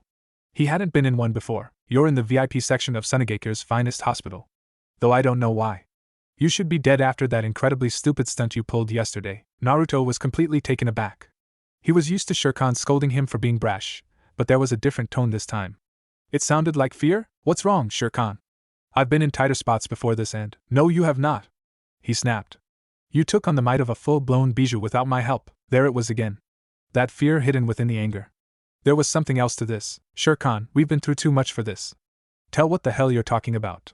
And don't feed me some worry bullshit, there's more to it than that. Shirkan gave a low growl and slumped to the floor, leaving the pair in silence. Neither would say anything. This was a contest of will. Unsurprisingly, Naruto won. You're not my first master. The former Jinchuriki's eyes snapped open in surprise, but he didn't respond. He knew that saying something would only make it harder for his friend. I know my father told you some of the history and purpose of the beast warriors. The Bija honored them with demonic partners and such. This is true, but that was only the beginning, the time when my father was partnered. His original partner was a great warrior who fought honorably and lived a long life. According to his experiences, Kyuubi accurately described the history of your kind. I was partnered at least 1,000 years later. The world had changed drastically. No longer were the Bijou the guardians of this world. They sought to possess it. However, if they fought openly, the world would be destroyed by their power. The beast warriors were used to fight in their stead. Most of the great ones had forgotten what it was like to be partnered with a human. They forgot the honor of these warriors and how proud they were to be by their sides. My father was one of the few who did not forget. His warriors fought valiantly to stop the war and bring peace. My partner was the greatest of them all. He was incredibly strong and he was the leader of the Kyuubi's forces. He led them into battle again and again, victory after victory. To see him fight was like watching an inferno in action. He was incredible, but there was a problem. In their desperation, the other Bijou formed an alliance against the Kyuubi under the leadership of the Hachibi. We couldn't possibly win against such odds. So my master challenged the Hachibi to a duel to end the war. He knew he couldn't survive. He was mortal. But he wouldn't listen to me. Worse, he forbade me from coming with him. I could do nothing. The others held me back on his orders. In a few weeks we received word of his victory. It was incredible. A mere human had bested the second strongest Bijou without help. We celebrated and waited for him to return. He did not. If only he had let me help him. He would have lived. But no, he didn't want to risk my life. There was a long pause as the weight of Shiken's words set in. This was the most he'd spoken at one time since he had joined Naruto. Naruto was about to speak up when the Black Fox spoke once more. Never do that again, master. I can and will lend you my power to aid you in anything you desire, but you must let me know when you are about to do something like that. I don't know what I would do if you died too, master. There was nothing more to say. Nothing else was necessary. They made their silent vow to each other. Naruto would rely on his partner, and Shere Khan would help his master in any way he could. A week later, Naruto, you've got to get him to stop. If he keeps this up, he's going to collapse. Temari was a little worried. Ever since Gaara had woken up, all he had done was train. It was no secret why. I need to be able to serve Naruto-sama, but I don't have a demon to help me anymore. I need to be able to keep up, so he was working himself into the ground. However, Naruto didn't share the other blonde's concern. Don't worry, Tem. He'll be fine, he said nonchalantly. Temari's eyes hardened. Her little brother was, in her eyes, killing himself to help this man and he didn't care? What the hell do you mean he'll be fine? No human can keep up with this kind of training, and besides, you shouldn't expect this much from him. He hasn't been able to train since. I have to expect it, he said. His voice now hard and commanding. My enemies are some of the strongest shinobi in the world. It takes everything I have to survive, and that's with the help of Shere Khan, a demon. Your brother is hell-bent on joining me. You can't stop him. This is part of the after-effects of demon chakra. His word is his bond and nothing can change that. He's coming, and if he doesn't get strong enough, he'll die. In fact, I probably will too. He would get in the way, and that would be worse than no backup at all. So he has to train himself beyond the point of human endurance. He's probably closer to a Hanyu now anyway. He trailed off, obviously lost in thought, and Temari stormed away. He was right, and worse, she knew he was right. Time to cut her losses. Meanwhile, Naruto was thinking about what he had said about Gaara being a Hanyu. The massive amounts of demonic chakra had to have an effect, not as much as what happened to him, but an effect. That had interesting implications. Shere Khan, is there a way we could get a demonic weapon for Gaara? It would really give him a leg up. Not that I know of. The One Tail could have, but that's not a possibility. Wait, I have an idea. I want you to focus on your gauntlets, and let me have your eyes for a second. Naruto gave silent consent and turned over control of his eyes to the demon in his chest. Aha! I was right. These gauntlets have a unique property. They were made long ago, when the Bijou were still around on the planet. Humans who lived near them realized that the demonic chakra was influencing theirs. Not really a problem until you try to channel that chakra into a normal weapon. The metal will melt. With this in mind, my father made these with the ability of regeneration. If you snap off a finger from the glove, it will grow back. Quick note here, if you actually have a finger in there, it will not grow back. Anyway, if you have someone put that piece of the gauntlet over their finger, it will bond to them. The next weapon it touches will be changed into something demonic, while retaining its basic shape. So I break off a finger, give it to Gaara, and whatever weapon he wants will be demonic, essentially, but bear in mind that only he will be able to touch that weapon. It will not respond well to others trying to wield it. With a grunt and a nod, the man leapt from the building he was on, down into the training areas, landing without a sound. He followed Gaara's scent and the feel of his chakra until he found him. What he saw impressed him. The red-haired guy was lifting boulders with his bare hands, and his muscles already looked a good deal larger than Naruto's own. Shere Khan, I'm no expert, but I'm pretty sure he shouldn't have been able to build this much muscle mass in a week. Incredible, he has an instinctive knowledge of how to use chakra on his muscles. He's practically just running chakra through his muscles and forcing his body to make new blood vessels and expand the muscles. Isn't that painful? Extremely. So he managed to keep his sanity, and has an incredibly high threshold for pain? I like this guy. Sensei would too, Sensei. His face became grim as he strode towards Gaara. Alright, Sensei, let's see if Kubikiri Hocho will have a new master. Gaara. His head snapped up and he dropped the boulder. He didn't say anything. Gaara, I am leaving Sunagakure. You may not come with me. Kami, forgive me for this. But he has to be sure. Do you understand? I order you to stay. The moment of truth. For a moment there was nothing. Gaara bowed his head and it seemed like that would be the end of it. Well, that was easy, I goose. No. Naruto spun around to look at him. What was that? I said no, Naruto-sama. I go with you. The two men stared each other dead in the eyes. Neither moved for an eternity. A contest of wills had begun. Suddenly, Naruto's gauntlet-clad hand snapped forwards and sliced down Gaara's arm, leaving 4 deep, harsh, bleeding trails from his shoulder to his hand. I said you will stay here. No, I go with you. The gauntlet came down again, this time on his other arm, and again Gaara bled. He only grunted slightly. You will stay. No, I will not. A small amount of anger had slipped into his voice. The gauntlet came again, slashing cruelly diagonally across Gaara's chest. This time he gasped in pain but maintained his composure. You will stay or I will keep doing this until I kill you. My place is with you. My life is yours. The gauntlet quickly rose and fell, the bleeding gashes making an X on Gaara's chest. You fool! Your life is your own. No one can take that from you. The day you give it to them, you cease to exist and become nothing more than a tool. Like Haku. You will stay. Gaara said nothing and Naruto turned away. He took 2 steps before he heard footfalls following him. He turned around and lashed out with what would have been a fatal blow. I told you I will kill. Gaara grabbed the hand and flung his attacker over his shoulder. Naruto landed on his feet and looked at his adversary. Gaara was bleeding heavily from his arms and chest. He looked like he would fall over from blood loss any second, the demonic nature of the gauntlet stopping his latent Jinchuriki abilities from healing him. But there was something different now. There was a flame in those pale eyes. There was a resolve, a purpose, a will to live. Naruto's lips formed a feral grin as he stooped into a combat position. Prove to me that you have what it takes to go with me. Not as a slave, but as an equal. No more words were necessary. It is said that between 2 warriors, words are unimportant. Every twitch of the opponent's body tells a story and his eyes show you his soul. This has nothing to do with that. Naruto and Gaara were not warriors. They were survivors, beasts, killers, alpha. They had no need for words because instinct told them long ago that words were at best a distraction. Instinct told them to kill or be killed. Make the other submit. Naruto launched himself forward, hoping to take his now much larger friend by surprise. He reached out his left arm to slice through Gaara's throat. Victory seemed too easy. The red-haired man was already on his last legs. There was no way. His wrist was caught in a vice. Naruto hadn't even seen the hand move, but he was stopped inches from his opponent's face. With a grin, he used the position to swing his legs into a brutal kick to the sternum. Gaara staggered back, obviously fighting to stand up. There was no way he could win. The fight, that is, but he would be damned if he didn't at least earn the blonde's respect. He took a deep breath and summoned his chakra to form a sand shield around himself, sticking to his skin like glue, but lacking the appearance of flesh it had before Shikaku was exercised. With an explosion of strength, he tried to land a punch on his much more agile opponent, but to no avail. Every time, he seemed to swerve out of the way, as if he knew where the blow would land. Like something was telling him when to dodge. Gaara realized he wouldn't have a chance like this, so closed off his stance to go on the defensive, and waited for Naruto to make the first move. Taking the change of stance as a sign of weakness, the blonde charged in with another powerful strike from his gauntlet to the redhead's arm. But it stopped. Instead of slicing cleanly through the skin, the sand was slowing it down so only the tips were sinking into the flesh of the raised arm. He pushed harder, forcing chakra into his arm and hand to disable the block. Gaara felt it and fought back, pushing the sand together, forcing more and more chakra around his body, infusing the sand with strength, and fighting to make it more dense. The attacking hand slowed further. It felt odd to Naruto. It didn't feel like sand anymore. It was harder and began to gain a gleam. Then it happened. With a massive burst of chakra, Gaara forced his remaining reserves into the sand. Or what was the sand? It turned to shining clear glass. The intense pressure and chakra had transformed his shield into something infinitely stronger and more useful, and had he had more chakra, he might have won.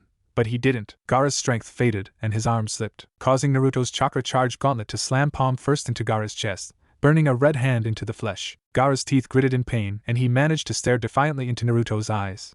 But the defiance turned into confusion as Naruto stood over his prone form. The blonde retracted one of his gauntlets, and used his unarmored hand to snap off the armor from pointer finger of his right hand. You may come with me. I pray you will forgive me for what I did, but I don't want a tool. Welcome to the club. Your life will be full of death, suffering and fighting until we die what will probably be an early death. Congratulations. The bitterness in his words was clear.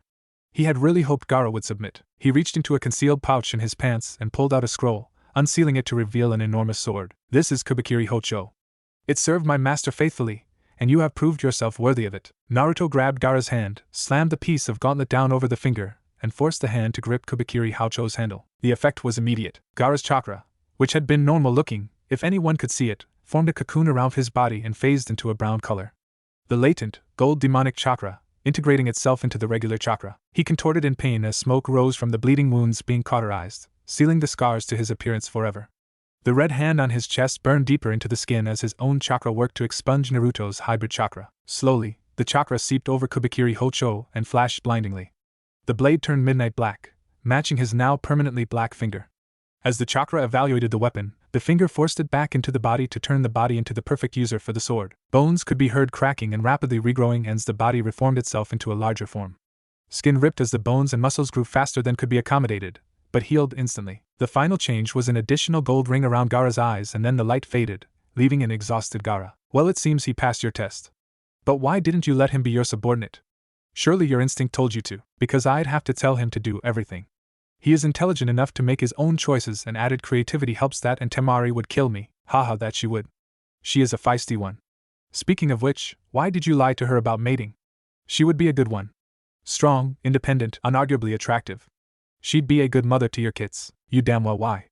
Don't meddle with this Shirkan. I won't go through it again. Kit, you can't keep doing this to yourself. You need a mate and kits. I am inside you. I can tell. My mission is vengeance. I can't have a family in tow. Don't be ridiculous. I know you can't have kits yet, but your mate would be loyal to you and comfort you. Something I cannot. Loyalty? Don't make me laugh. She wasn't. She left. I'm not going through that again. The betrayal is too painful. Then you admit you have feelings for her? No, you forget how good my control is. She is a friend. Maybe a sister in time, but nothing more. Fine then, but the day will come when find someone you can't block. Not for a long time yet, and definitely not Temari. Speak of the devil, here she comes with half of Suna. You have some explaining to do. Hi. The next few minutes were a whirlwind of Suna and Bu accompanied by Temari whisking Gaara away to a hospital and 2 guards escorting Naruto to the Kazekage. So Gaara is like you now? No, Kazekage-sama. He is similar, but his chakra is almost completely demonic.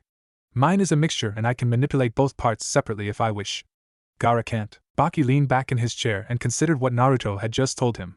In just over a week, he had transformed Gaara from a danger to everyone to something useful. Something else entirely. Then there was Naruto himself. He was incredibly strong and could probably take the Kazekage in a fight. He could be a useful ally. What are we to call you two then? Naruto looked at him quizzically. What do you mean, sir? Well, you're not Jinchuriki, that much is obvious, but you're not demons either. From what you've told me, the demonic chakra has affected your DNA, so you are not quite human and somehow, you are not Hanyu. What do we call you? Instantly, Naruto's Keen deciphered the meaning behind this. If it was known that there were 2 powerful shinobi allied with Suna that weren't human or Jinchuriki, the other nations would be fearful. I would advise no change of status yet. Baki's eyes opened his eyes a little wider. And why is that? You want my services, or at least support. Correct? A nod, then I have a price. First, when I leave Sunagakure, which I will have to eventually, Gaara comes with me and we don't go on the Nukenin list. Done. Anything else? Advertise that Gaara is a Jinchuriki. That piqued Baki's interest. Why would you want that? It would just encourage assassins. Exactly. My business is with the Jinchuriki hunters, Akatsuki.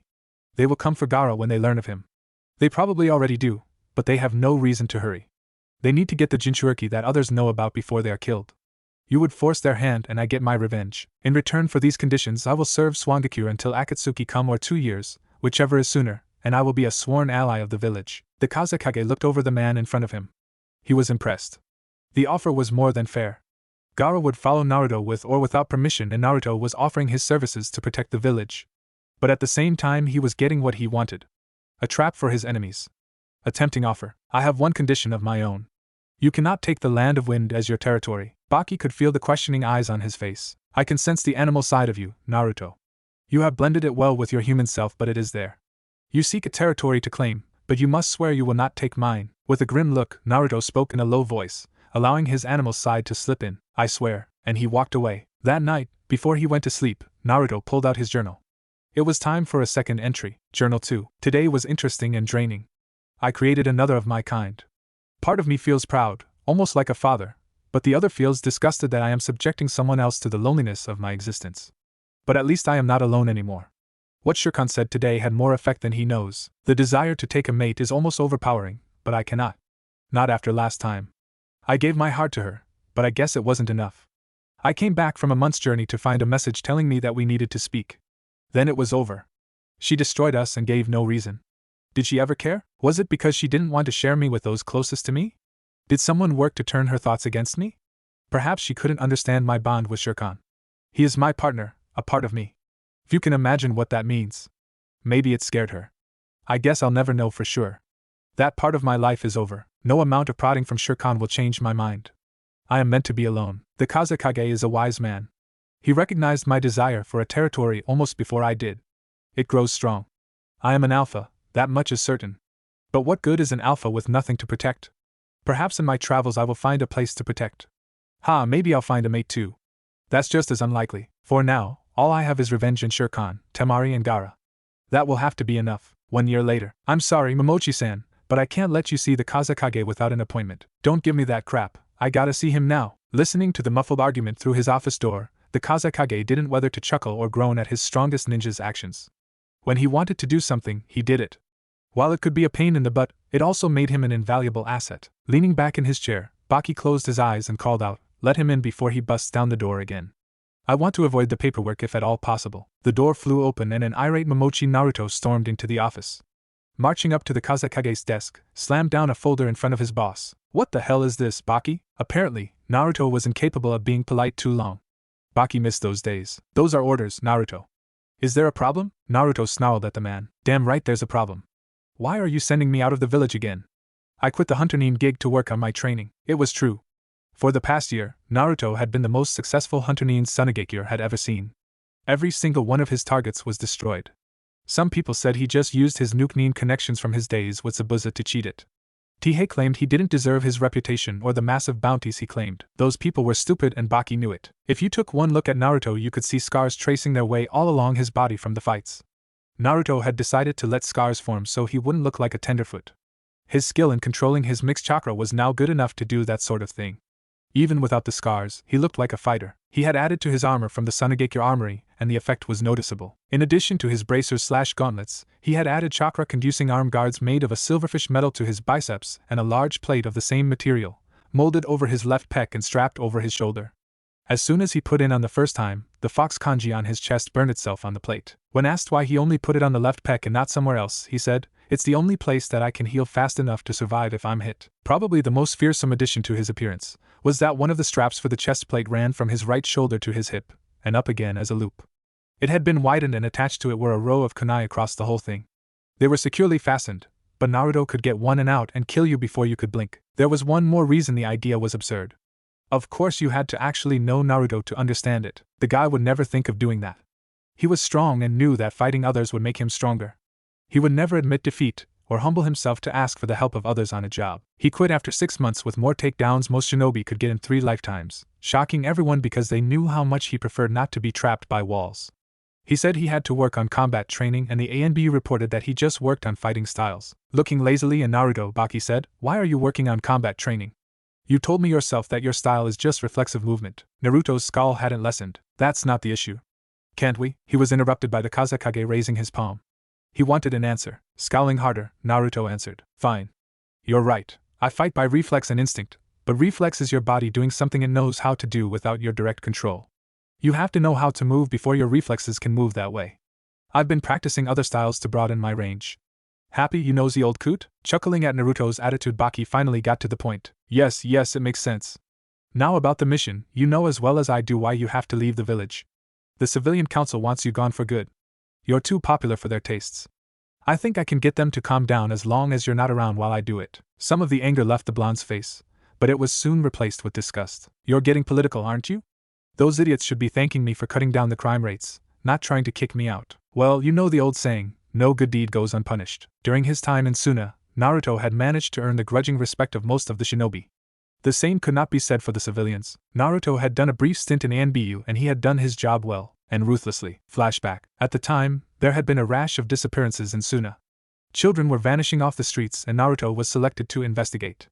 After a few weeks, he had come across enough evidence to point towards a member of the civilian council as the one responsible. Somehow, the councilman found out and the blonde received a visit from the man himself with a proposition. "I have heard excellent things about your work and investigating skills, especially regarding the disappearances of these children. Please take this gift as a supplement to your efforts. The man was a sleaze and he looked it. Old, bald and oily looking, he had the guts to come in Naruto's office and offer a bribe. He almost gagged on that, but he wanted to know for certain what was going on. The man tried to give a kindly smile, but failed. It is customary for the aristocracy to give gifts to the ANBU to help continue our way of life as we please. Gotcha. Are you trying to bribe me, sir? All pretense of kindliness vanished from the man's face, and he started to turn red. You know exactly what I mean. Don't act so innocent. I'm on the council. You won't touch me. I'm giving you this money so that there's no excessive embarrassment. You get money, I get my fun with the urchins and everyone's happy. Something snapped inside Naruto. This man was talking about with children and expecting him to take money and turn a blind eye. Kids are the most sacred thing in the pack. They are protected at all costs. This man crossed the line. Before the councilman could blink, he was forced against the wall, staring an angry Naruto in the face. By my authority, as an officer of ANBU, I find you guilty of kidnapping, rape, attempting to bribe an officer of the law and obstruction of justice. The sentence is death. His screams could be heard across the village. Naruto put the word out that anyone who tried that kind of crap again would share his fate. The same would go for anyone who took bribes. A few didn't listen. That didn't last long. Because of Naruto's reputation, crime rates plummeted because everyone was terrified of an avenging demon destroying them. The council's reaction? Hatred. They couldn't get away with anything anymore. And flashback. You know it's not just the crime rates. Their kids look up to you, at least the ones who joined the academy. Maybe I should reassign you as a teacher of battlefield psychology. That'd be a laugh. You scared the crap out of those kids, Baki said while laughing at the memory. Naruto finally gave a small smile, something rare for him those days. That was fun. You may not have as many shinobi this generation, but they'll be better than a lot of past groups. Flashback. Naruto, working on a new martial art that he hadn't quite mastered, had gone to the Suna Academy to borrow some training kunai and maybe someone to throw them at him. Sure, he'll fine from regular one, but he'd have to resharpen them and the punctures still hurt. He was walking through the hallway when he heard the start of a lecture on the psychology of a shinobi. Should be interesting, he thought as he stood outside the door. Shinobi are the men and women who fight for Sunagakure. You are training to join their ranks. Your loyalty should be undivided and only focused on the village. This will avoid distraction and conflicting interests. From this, you have a moderate sense of loyalty with your comrades, as they are important to village and the mission, but the mission takes precedence over that. You cannot question orders. You cannot stop because your comrades might die. A young girl raised her hand and the teacher paused. Do you have a question? She nodded and said, do we have to kill a lot of shinobi? Ah, good question. The answer is no. Most of the time, you can incapacitate the enemy. One of the goals of a shinobi is to get strong enough to disable an opponent without killing them. Could someone shut this idiot up? The class gasped and stared as a somewhat pissed Naruto stalked into the room. Swallowing loudly, the teacher gathered up what courage he had. Who are you and why are you interrupting me? Naruto grinned widely. I'm Momochi Naruto, also known as the Makai no Yaju. Now get the hell out of here. You'll get these brats killed if they listen to you. What are you waiting for? Shoo! With that, literally threw the man out the door and locked. He knew he didn't have long before the teacher gathered his wits and reported him. He looked at the class and noticed that they were terrified. He didn't really blame them, but tried to allay their fears. Calm down, you little squirts, I won't hurt you.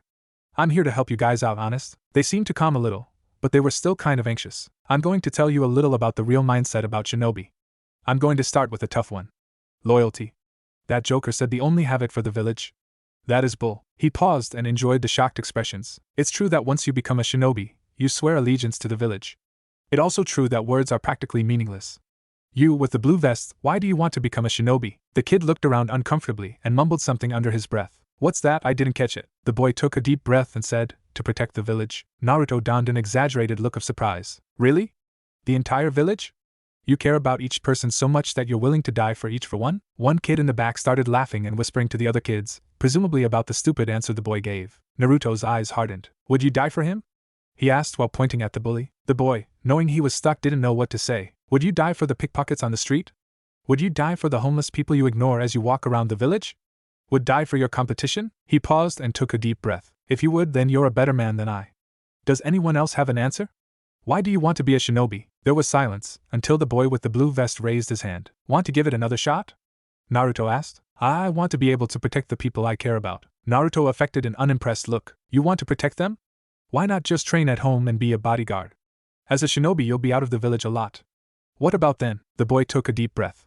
He was contradicting this scary teacher. I'll stop the bad guys before they get to my home. And I have friends who are shinobi. I'll get strong and fight with them, he said as his voice gained confidence. Don't tell me it's stupid, but I'll train and fight until I can stop the enemy before they take away my friends and family. Then Naruto got up in his face in a flash. Why would you risk your life for a person? Why not stay safe at home or alone so you don't get hurt? The answer was almost a shout, and it was angry. 'Cause I don't got a real family and my friends are all I have. Without them, there's no reason to be here. Life wouldn't be worth, and I'll do whatever it takes to keep them alive. Now Naruto was grinning in approval. But he wasn't done. Okay, how are you gonna stop him? Knock him out so you don't have to kill? There was a pause as the kid thought about it. His answer wouldn't be popular, and he didn't have the confidence to shout it out. The voice low but definitely audible. I'd kill them so they can't try again. Yes. Naruto shouted with a full-blown smile. As long as your opponent is breathing, the fight is still on. They can pretend to be unconscious and get you with your back turned. They can try again later for revenge. As a shinobi, this is crucial. You have to be willing to kill anyone that's a threat to what you value. If you can't do it, go home now. We fight, we kill, we die. The only choice a shinobi has is why. There's no two ways about it. You, kid, are going to be one hell of a shinobi. You know what you're doing and why. When you graduate, look me up. I'll happily work with you. Then there was a pounding at the door. Looks like my time is up, remember what I said. Then he left through the window. That incident hadn't helped his position with the civilians. He had basically told them that they didn't have to be loyal to them. They tried to run damage control, but it was too late. Several kids dropped out, and the rest quoted that lesson like scripture and trained, waiting for the day to prove themselves. End flashback. The point is, you need to get out of here so that tempers can cool.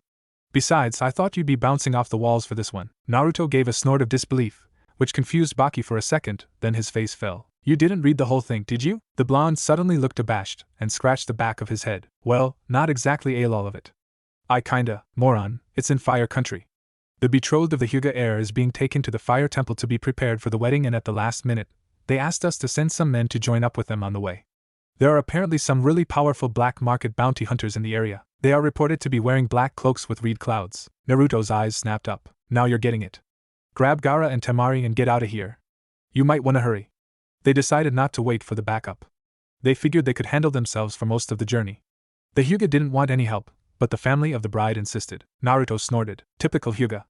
They think that their eyes make them gods. Baki's eyebrows raised a little. That's dead on. How do you know? Naruto looked around and then walked over and closed the door to the office. This doesn't leave the room. Are we clear? Baki nodded. I'm from Konoha originally. I was left for dead on a mission before I joined up with Zabuza. Baki's face was blank, calm and composed. Then he started laughing hysterically. You mean that Konoha was stupid enough to leave a Jinchuriki out in the field without seeing if you were really dead? Naruto's cold glare returned. It wasn't so funny when my sensei told me to my face he'd let me die, called me a demon, and blamed me for my own father's death. The Kazekage was straight-faced in an instant. I apologize, Naruto. I meant no offense. Now get your team and get out of here. Naruto smirked as he left. No need, they're outside the door. Later, Baki, as Naruto walked down the hallway, Gaara and Temari fell in stride with him. Fire Country, huh? Should be interesting. I needed a reason to stretch my legs anyway, said Temari. Gaara, who now stood a good head taller than Naruto with a fair amount of muscle, spoke in a low voice. Akatsuki, huh? Looks like Shikyaku will get a fair test run. Naruto had told Gaara about Zabuza's belief in the naming of weapons by the user, and had chose Shikyaku because he fought by Naruto's side for his redemption. After all the training and the demonic influence on his body, the redhead could wield the Zanbato like an ordinary katana. It was still unnerving to watch a piece of metal that large moving that fast. As they walked out of the building, Naruto muttered, Get ready, Akatsuki, because fate is catching up with you, somewhere in Fire Country. How can this be? The Hyuga are superior. It was frightening. The Hyuga guard were escorting the betrothed of their heir to the temple when these two monsters appeared and started decimating their men. They didn't ambush, they just walked towards them and began fighting.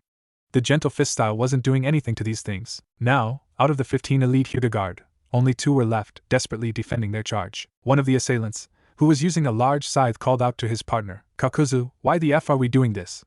The pansies aren't a worthy sacrifice to Jashin-sama.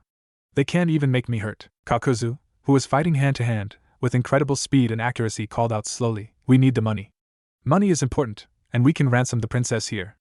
I don't really care about your faith in that weird god of yours. His head snapped to the left. Hiden, 3 incoming shinobi to your left. 15 seconds. Fine, Kakuzu, I'll stop playing then. Then he ripped his scythe through the Hyuga guard like butter. Team Momochi's POV, Naruto Taishu, I sense 2 enemy combatants with substantial chakra ahead. They appear to be aware of us. Since Shikaku had been expunged, Gaara had discovered a unique relationship with chakra. He could control it in his own body to an extent through his muscles, and he was very sensitive to the chakra signatures of others. It was a very useful ability. I see them, Gaara. You take the one with the scythe. I'll take the other. Temari, guard the woman. Her guards are down. Go! Kakuzu looked up to see the blonde and the huge fox charging towards him. Judging by the number of scars on his body, the way he held himself and the fluidity of movements, the boy was a close-range fighter of considerable skill. Analysis: short fight. Confident in own abilities. Then he saw the necklace around the boy's neck. The 2 Akatsuki rings. Secondary analysis: powerful opponent. Defeated at least 1 Akatsuki member, possibly 2. Do not hold back. He raised his hands and, to the surprise of his attackers, they shot towards them, connected to the body by a mass of chakra-controlled strings. Naruto ducked low to dodge the first attack, then jumped into a sideways corkscrew to avoid the secondary one. His acrobatic skills were put to the test and twisted, contorted and jumped his way to his enemy. As they got close, Shirkan grabbed the strings in his teeth to occupy them as Naruto charged forward, intent on a quick killing blow. Kakuzu was amused. I assumed you were smarter than that.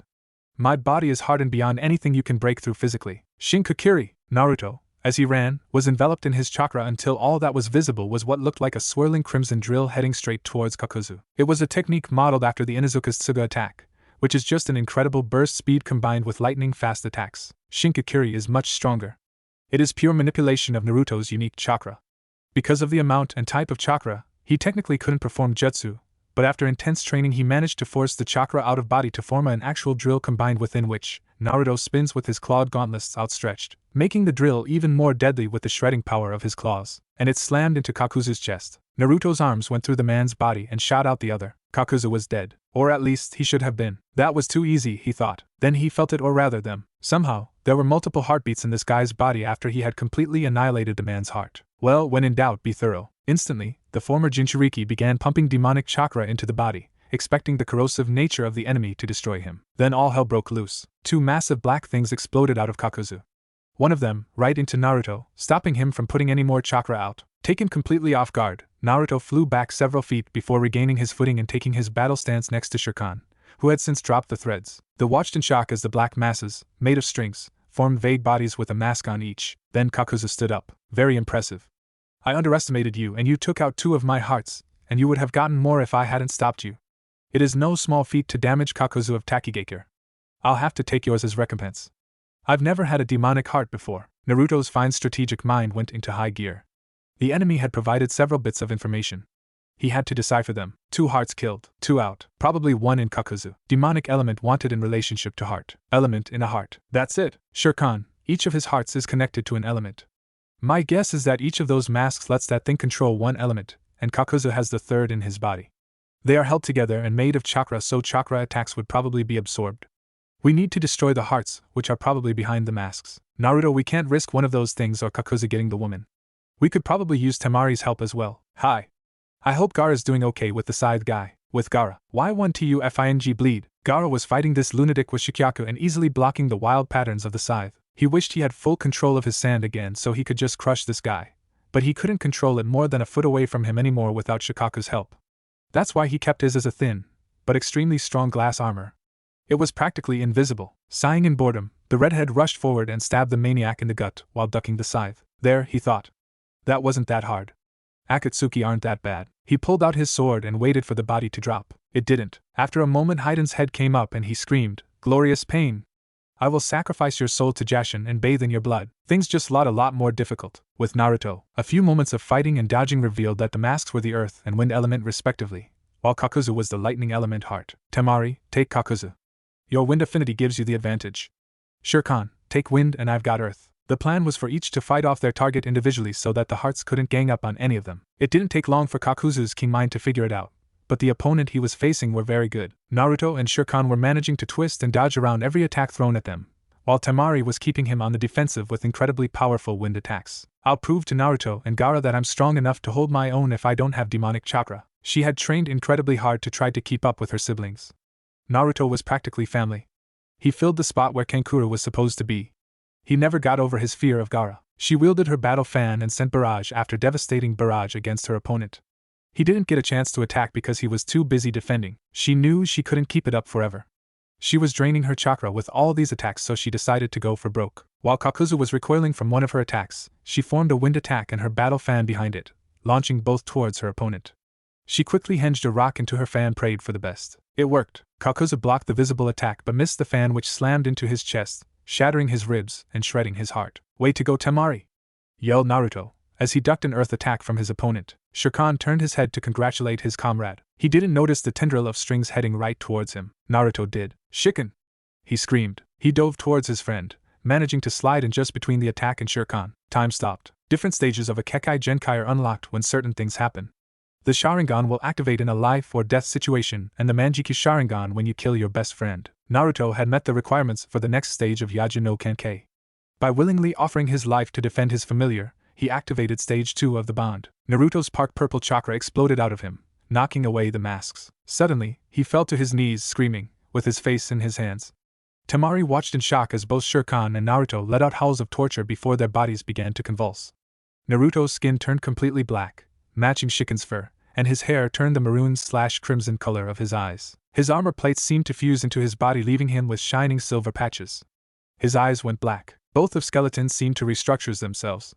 Naruto's both twisted and snapped and changed until he down on all fours, looking like a demon with his coloring and the fact that his body seemed to be just right for sprinting along the ground on all fours or standing up to use his hands. Shiken's body did the same, and he looked the same except for the fact that their heads remained the same shape as before and Shirkan had no silver patches. For Naruto, time seemed to move at a crawl around him. It looked to him as if his opponent was moving in slow motion before. He could hear the heartbeats of everyone around him. He could feel Shiken's intentions in his mind, allowing them to sync up their attacks perfectly. They shot off towards the hearts, slashing and hacking their way through the threads until they reached the heart, tearing it to shreds. Nothing could touch them. The enemy was flinging chakra and physical attacks towards them, but to no avail. Both masks were destroyed in seconds. Temari could barely see them move, it was so fast. All she saw was a blur of black and purple, and then it was over. Naruto and Shirkan slumped to the ground exhausted as their bodies regained their normal shapes. There were none of the strange contortions this time. It was seamless this time, as if their bodies knew what to do. Breathing heavily, Naruto said, "I hope Gaara's not having this much trouble." "With Gaara, I can't believe I'm having this much trouble," Gaara mumbled under his breath. His opponent was skilled, yes, but Gaara was better when it came to weapons. The problem was that the guy just wouldn't die. No matter what he did, nothing would take him down. It seemed like everything would heal. Kami, how he missed his sand. Stupid range limit. He'd have to be practically touching to. That's it. It was stupid. It would leave unguarded. If it didn't work, he was dead, but at this rate, he'd be dead from exhaustion anyway. Once again, he lunged forward, strapping Shikyaku in place on his back. He grbbd hidden by the ankles and lay there, praying his plan would work. "Ha ha ha, you surrender to the might of Jashin at last." "Ha!" That he started scream. "Pain! So much pain! Glorious!" Gaara had taken his thin layer of class and changed into a killing machine make of a million razors. He channeled it along his hands and shredded Haiden's body into dust. "Jashin-sama, save me." And then he stopped talking because he didn't have lungs anymore. Haiden the Immortal was dead. After replacing his glass armor, Gaara staggered back to his team, exhausted, and greeted his equally exhausted comrades. Gaara eyed his leader and said, "Anything interesting happen?" "Nothing much. Just unlocked a new stage of my Kekkai Genkai and got a new finger for my necklace." "You." True enough, there were 3 fingers with rings on the necklace, each separated by a knot. You know the phrase grind him into dust? Pretty much what happened. Here you go. Pretty eyes, by the way. He tossed him the finger which Naruto caught deftly and added it to the necklace. He then went to catch his reflection in a bowl of water they were using to clean out their wounds. His eyes were now completely black. It was probably a side effect of the second stage. He also noted that his necklace looked better with 4 fingers than 2. "Well," Naruto said as he stood up. "Let's see if the woman's okay. Temari, check the bodies for something useful, then destroy them. We don't want to risk war with Konoha because we let someone get the Byakugan." She went off and the 2 men opened up the carriage. They found an unconscious woman in there. Figuring that the shock from some attack had knocked her out, he saw that she had a cut on her cheek. He ripped a piece of cloth from the curtains in the carriage and wet it with his water canteen. Then he started to clean out the cut. Something washed off of her face, revealing a tattoo, a red fawn tattoo. Naruto looked sharply at Gaara. "This is an Inuzuka. Why would they intermarry with the Hyuga? They hate the Hyuga." "I think I can answer that, bro," Temari said as she walked over. "Read this." Naruto snatched the paper from her hand and began reading. "While transporting Inuzuka Hana, keep her heavily sedated. We have managed to empower her enough that she is safe when in the village and temple, but she may try to escape on the journey. She has not yet understood the honor of being the chosen of Hyuga Niji." The paper disappeared in his hand after an overdose of demonic chakra. Temari knew what he was thinking and put a hand on his shoulder. "Naruto, we can't afford to make this an international incident. Inuzuka Hana is the betrothed of the freaking Hyuga heir. We can't kidnap her." He shrugged off her hand and started humming in a low register. After a few minutes, a small squirrel came down from a tree. Naruto began to make odd noises to the squirrel, who responded in turn. Naruto bowed to the squirrel, and then it left. Naruto turned back to his companions. There's a cave a mile north from here. I'll get Hana. Gaara, you get the luggage. Temari, walk with me. Gaara shrugged and went to get the bags while Naruto scooped up the unconscious woman. He couldn't deny that she was a beautiful woman. She had a feral look to her that was enticing, but something seemed off. He shrugged it off. She was practically a princess in her clan, and love wasn't for him. The group walked in silence for a moment with Gaara slightly behind. What Naruto wanted to say was for Temari to hear. Not him. Naruto looked over at his adoptive sister and said, You know about Kiba, right? Your friend from Konoha? Yeah, what about him? He's more than a friend, Temari. He was friends with me when most everyone else was trying to kill me. Part of my psyche is literally based on the loyalty I saw in him. This is his older sister. Temari stopped walking, she was so shocked, but she quickly caught up. I see, but what can we do about it? They'll notice she's gone, and we can't kidnap her for fear of war. Naruto gave her a small grin that usually meant he had a plan. Inuzuka Hana was dead when we arrived on the scene. We eliminated the bodies on the spot because of risk of attack. This person is a wanderer like myself who we ran into along the way. Right, Temari? Temari scowled a little.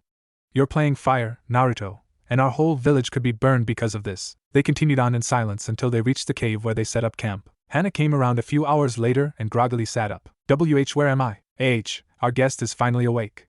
We have some food for you if you're hungry. She looked around and saw the blonde in front of her shirtless, covered in cuts and looking positively animalistic. Something she couldn't put her finger on started in the back of her mind. Arigato, but where am I?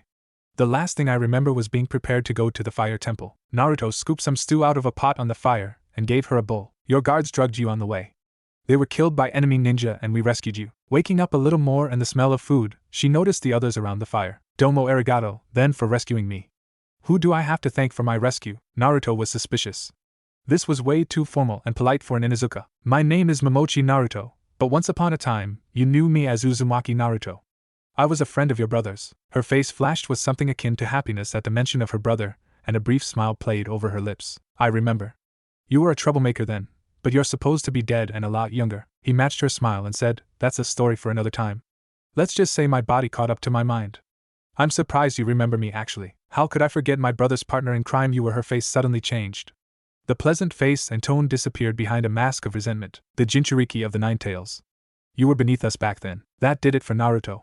The change was too abrupt, more like a twitch, to be natural. They talked on and off for a while, noticing this strange quirk several times.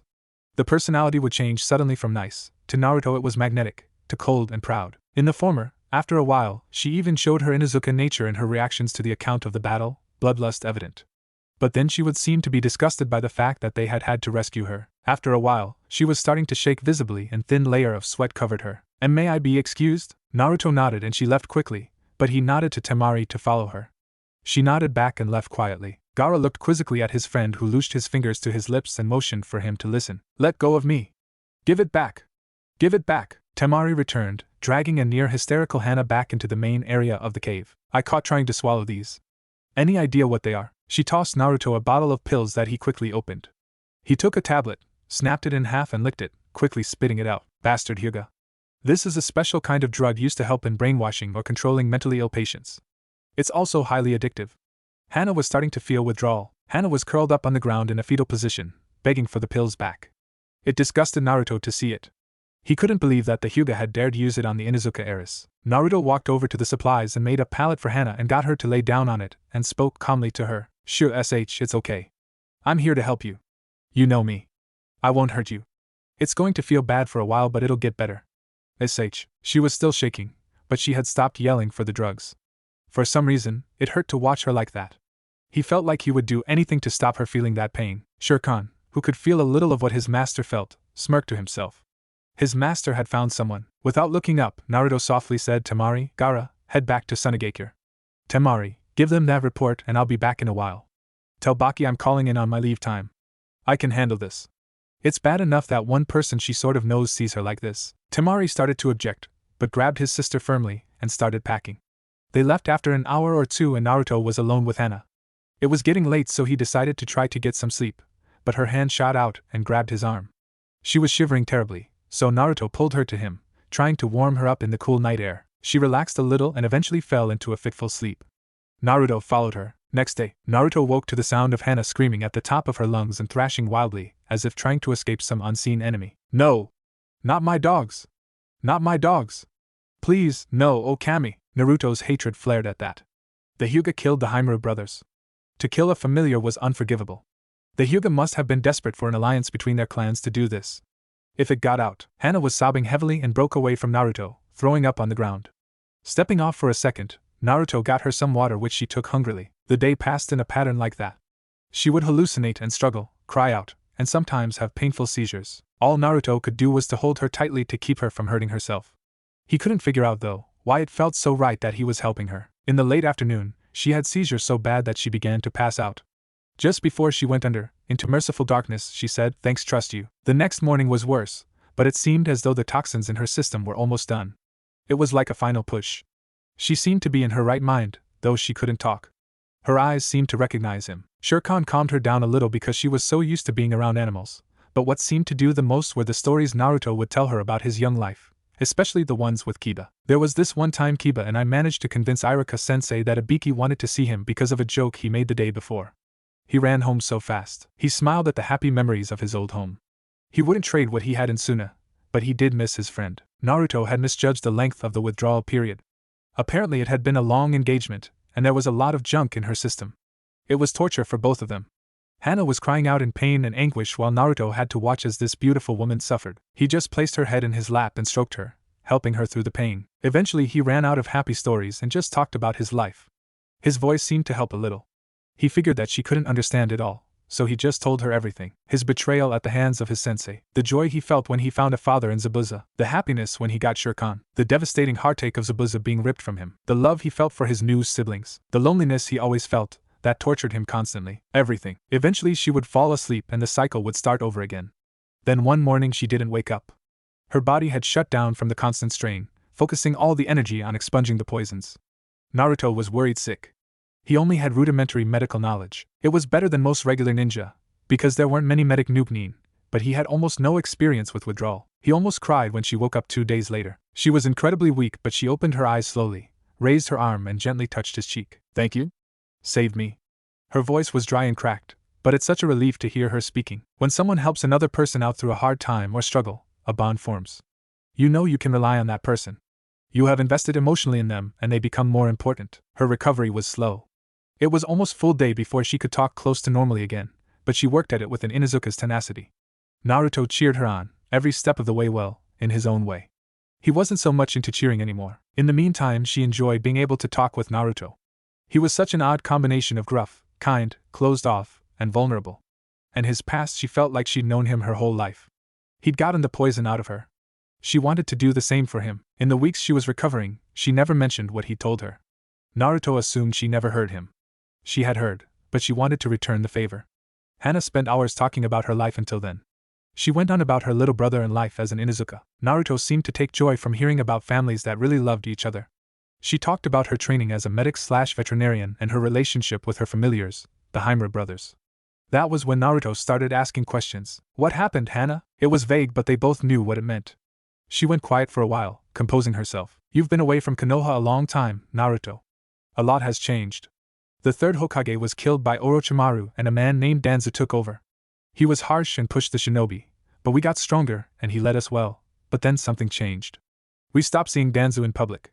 It was like he vanished, but someone was still making decisions. Whatever happened, the leader made an alliance with the Hyuga. They practically run the village.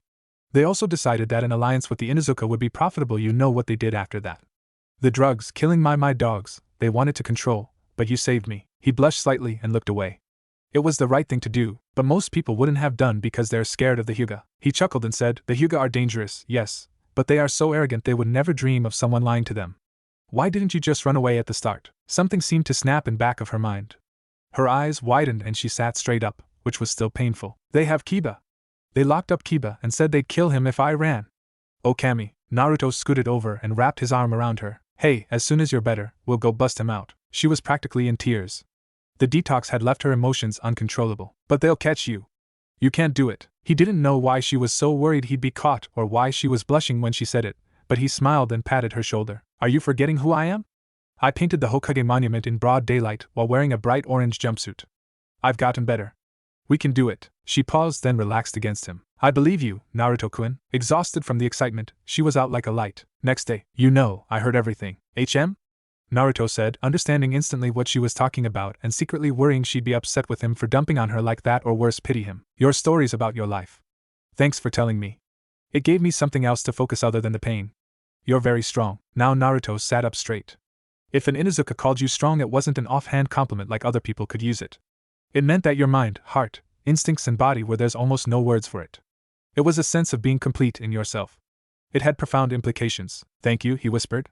But I'm not sure I deserve that. Why not?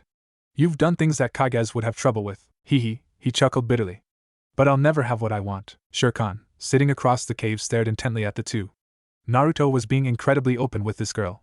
If this continued, his partner might finally have a shot at happiness. What is it that you want? When he didn't answer, she took his hand in hers and said, come on, you can trust me. Naruto looked straight into Hana's eyes, and the pain in the blondes was exceptionally clear in the black depths. He wanted to tell her, but opening up that much. I don't want to be alone anymore. His voice a barely audible whisper. Knowing there was more, Hana clasped his hand encouragingly. It's not like I don't Gaara and Temari and Shirkan, but I've never had someone that I want to be needed. I want to be necessary to someone, to be chosen by someone over the rest of the world. He looked away, ashamed of how weak he sounded before he continued. I want someone to love me, but that won't happen. It can happen. Naruto sat stock still, anxiously waiting for the mockery he was sure would come. Hana, on the other hand, managed to see through what he's saying. Someone hurt you, didn't they? You loved someone and they broke your heart? He nodded but didn't say anything for a moment. It was a few years ago. She was a girl I met in a small village. I saw her every time we passed through and we started going out. I fell in love with her. I was so excited to see her again and tell her. I got back from the mission to find out that she had decided to break it off. She didn't say why. I left and that was that. I guess I'm just not good enough. She scooted over a little and stared at Naruto. Then she said, do you trust me? Yes, he whispered. Good. She took a deep breath and then she upped him right across the face and exploded. Momochi, Naruto, I never want to hear you say that again. That girl wasn't worth your time if she did that. You are definitely good enough. Now, no guy likes being yelled at, told he's wrong, especially if it was hard to say in the first place. He got a little pissed. Well, I don't exactly see a line outside my door. A girl would have to be an idiot to be interested in me. You've heard my story. On damaged goods. Then she got right up in his face. Are you calling me an idiot, Momochi? No, wait, what? She leaned in and kissed him firmly on the mouth and pulled away quickly, leaving Naruto in a daze. When we get back to Suna, and I am coming with you, you are going to take me on a date. Got it? He nodded. He just nodded dazedly and walked out of the cave thinking what the hell just happened. Shirkan chuckled inside the cave. He liked this girl. Just what the doctor ordered. Place unknown. Darkness. It was everywhere, inescapable, pervading everything. With no sight, sound is magnified, almost painting a picture for the mind's eye. Smells add the color to the sketch and hearing, the details. It was driving him insane. I need to escape. I swear, whoever rescues me, I will serve you to my dying breath. Free me from this hell. Hana slowly opened her eyes, blinking away the sleep and the brightness of the morning sun. She stood up and stretched before heading over to the fire for breakfast. There was just one problem. No fire. She huffed slightly in annoyance. She was by no means a girly girl who needed someone to make the fire for her, but Naruto always did it, and being pampered was nice. Naruto, he's not here. He went to go get some intel. Her attention went to the large black fur ball who looked like he was still sleeping. You look tired. What's got you so exhausted? With something akin to a groan, Shirkan rolled over to face and looked her lazily in the eye. Naruto didn't come back last night, so I went to look for him. Took me all night. He's gotten pretty good at hiding. I don't think he'll be back for a while. Knowing exactly what that meant, she lumped down against the cave wall next to Shirkan with an exasperated groan. He doesn't believe me, does he? The black fox gave an amused chuckle. The boy is a genius when it comes to tactics, but give him a woman and he's a babe in the woods. No, he doesn't believe you. It'll be hell for you to convince him otherwise. It won't be fun, trust me.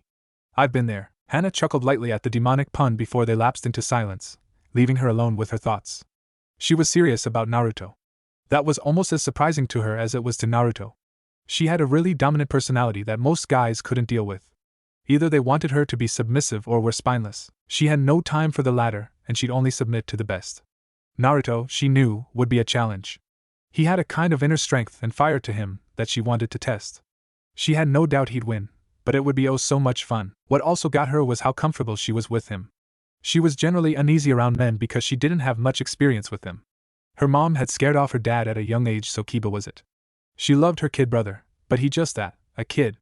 Somehow though, she just knew she could trust Naruto. He was dangerous, that was certain, but unless you hurt someone he cared about, you would be safe. He kept his loved ones safe. He made sure of that. She wanted to be one of those people. To be that important to someone was just the thought was intoxicating. Did she really have a chance? She cocked her head towards the dozing fox. Do you believe me? Huh, what? He said, blinking himself awake. That I'm serious. Do you think I mean it? Shere Khan just chuckled again at the question. Haha, girl, if I didn't believe you, I would have already killed you for trying to play with Naruto. He's my partner and my friend. I do what I can to see that he doesn't get hurt too bad. You're the real deal. You'll make a good mate. She instantly blushed almost the color of her tattoos, and looked away. We're not even dating, you arrow fox. I'm not, sir. Shere Khan gave a dramatic roll of his eyes and outright snorted at that. I dare you to tell me you weren't thinking it. Don't shut out those instincts, they're an asset. Your subconscious is screaming at you to take him and never let go. Most people don't have that ability. It's what makes people like you and Naruto so different. Wait, I thought you said he didn't believe me. Are you saying he knows? Of course he does. He just doesn't believe it. He has trained his psyche to believe that he's going to be alone for the rest of his life. He's just gonna run from it, and you're going to have to chase him, or you'll never see him again. Now let me sleep. Hana leaned back and thought to herself, you're not getting away from me, Naruto-kun. With Naruto was making good time towards his source. He wouldn't normally go as fast as he was, but he was hoping the physical exertion would get his mind off of. He shook his head. It couldn't true, besides, it was time for business. He needed a clear head. He quickly entered the small town, and made his way for a seedy-looking bar on the west side. He got in unmolested and made his way to the bar and sat down. Barkeep, something to drink. A big man with a scar across his scowling face broke off from a conversation he was having with another patron and walked over to the blonde. Well, he was scowling until he saw who was calling him. Naruto. You son of a bitch, how have you been? Decided to finally ditch that prissy job and Suna and join the real men again? Naruto grinned at him and clasped the outstretched hand in front of him. I wouldn't call being a hunter named prissy. Well, I shouldn't be surprised that you know about it. Sorry, but I got another year in my contract. Nice place you got here, Sora. You've improved on your staff since I saw you last. Sora threw his hands up, feigning innocence. I don't know what you mean, pal. I'm just a barkeep. What employees would I have? Naruto snorted and replied without looking up. Young guy, 2 seats to my right, drinking a scotch. Black jacket, 2 tables right and 1 to the left. The guy passed out on the floor by the door. You should give him a raise, by the way. I almost didn't feel him frisk me. I'm impressed, you've got a decent amount of muscle in here, Sora. Now give me that drink. Sora laughed and poured Naruto a beer. I should have known I couldn't fool you. You sure you want the beer? Mister, my only drink is the blood of my enemies. I got some stuff on my mind, he said, tipping his glass to his friend. He took a long draught and sighed contentedly and looked up to see Sora with an expectant expression on his face. He quirked an eyebrow at him. What? Smiling lightly, Sora leaned against the bar. You and I both know you didn't come all the way out here for a social call. What do you need? What? I can't say hello to old friends. A hard look. Fine, I need to call in a solid. If someone were looking for a friend who had vanished in Konoha, where would he look? Instantly Sora was all business. Well, that depends on the kind of company he keeps. Any preferences? This was how the game was played. He would be a troublemaker, like a good scrap. But more who he doesn't like would be more important, and who wouldn't this person like? He's not too fond of white eyes and they aren't fond of him. The barkeep's eyes shot up before he adopted a serious expression. Naruto froze. Up until this point, it was technically all hypothetical. He could leave with no repercussions. He shook his head slightly. This was Sora. He could trust him. That's why he came. Inuzuka Kiba. Sora nodded in understanding. He knew about the engagement. Are you sure you want this information? Cause, as soon as you mess with the Hyuga, they're gonna mess with you. You better be damn sure before you pull some crazy stunt. Naruto fell silent before taking a swig of beer and answering. It's something I need to do. Can you help or not? Naruto heard his friend take a deep breath and place a hand on his shoulder. If you're sure, yeah, I can help. Give me 24 hours and I'll have everything you need to know. Naruto finished off his beer, slammed it down on the bar and stood up, slapping Sora on the back. I'll see you in 24 hours then. It was good talking to you. Sora chuckled and wrapped the shinobi in a bear hug. Anytime, my friend, but we're even after this. Don't care how many times you've saved my butt, this is a big favor. Naruto nodded and walked out of the bar with a wave. Sora shook his head at his client's foolishness. Only idiots messed with the Hyuga. Oh well, not his problem. He started cleaning Naruto's glass before his head shot up. Naruto, you son of a, get back here and pay for this beer. Konoha gates. A sense of nostalgia washed over the former Jinchuriki as he approached the gates of his old home. It was the first time he'd been back since he was 12. He wasn't too keen on going back, but he needed to know what he was up against. At least no one was looking for him. They all thought he was dead. Halt, state your name and reason for your visit. Well, the gate guards had gotten better. Momochi Naruto, reporting to the Hokage on a joint mission between the forces of Konoha and Suna. The guard looked down at his checklist. That mission is supposed to still be ongoing. Why are you here? He was definitely suspicious. That is information only for the Hokage. The guard snorted. No one sees Hokage-sama. You'll go to the director of the mission's office. It's on the bottom floor of the old Hokage Tower. Giving a slight bow, Naruto thanked the man and made his way towards the mission's office. As he walked through the city, he couldn't help but notice how different everything was. The streets were incredibly clean and none of the old abandoned buildings were left. It looked great, but there seemed to be something off. There were no people, that was it. There were almost no people in the streets. There were no children playing and laughing, no people shopping from the vendors, heck there weren't any vendors. It was ghost town almost. There was something else too. It looked like all the side streets to the west side of town were closed off. It was strange. Something wasn't right. He shrugged it off and made his way to the Hokage Tower, and entered the door marked Mission's Office. The area inside was exquisitely decorated in tradition Japanese decorations that seemed more suited to a mansion than a place shinobi got jobs from. "Excuse me, Shinobi-san, can I help you?" At the end of the room was a secretary behind a desk. He walked over. "Arigato, yes, my name is Momochi Naruto. I need to give a mission report on a joint operation between Suna and Konoha. Is the director available?" She smiled brightly at him in that way only paid secretaries can. "Of course, please give me a moment." She pressed the buzzer on her desk. "Director, a Momochi Naruto is here to deliver a mission report." There was a pause and then a cool, aristocratic voice answered, "Send him in." The megawatt grin returned. "The director will see you now." Desperate to get away from the creepy secretary, Naruto bowed and headed on in. The actual office much the same as the waiting area, lavish and over-the-top formality. "Come in, Momochi-san, and deliver your report." "Of course, Hyuga-san." It was all Naruto could do to keep his composure. Something primal wanted him to lash out at this man with white eyes. They had hurt Hana. The hypocrisy of his doubt of her, and his concern didn't even register. "Give your report, Momochi-san, my time is valuable." Smug little. "I regret to report that Inuzuka Hana and her escort were killed by members of a group of missing nin called Akatsuki. They are a collection of S-class shinobi. My team arrived just in time to watch the group decimate your guards and Inuzuka-san. My team managed to defeat the enemy, and we disposed of all the bodies to prevent the risk of the Byakugan falling into the wrong hands. We would have reported sooner, but we sustained serious injuries and required the time to recover." The Hyuga looked like he was about to burst a blood vessel. The intendant of the heir was dead, an elite Hyuga guard squad was killed, and this boy claimed that his team defeated the enemy where the Hyuga had failed.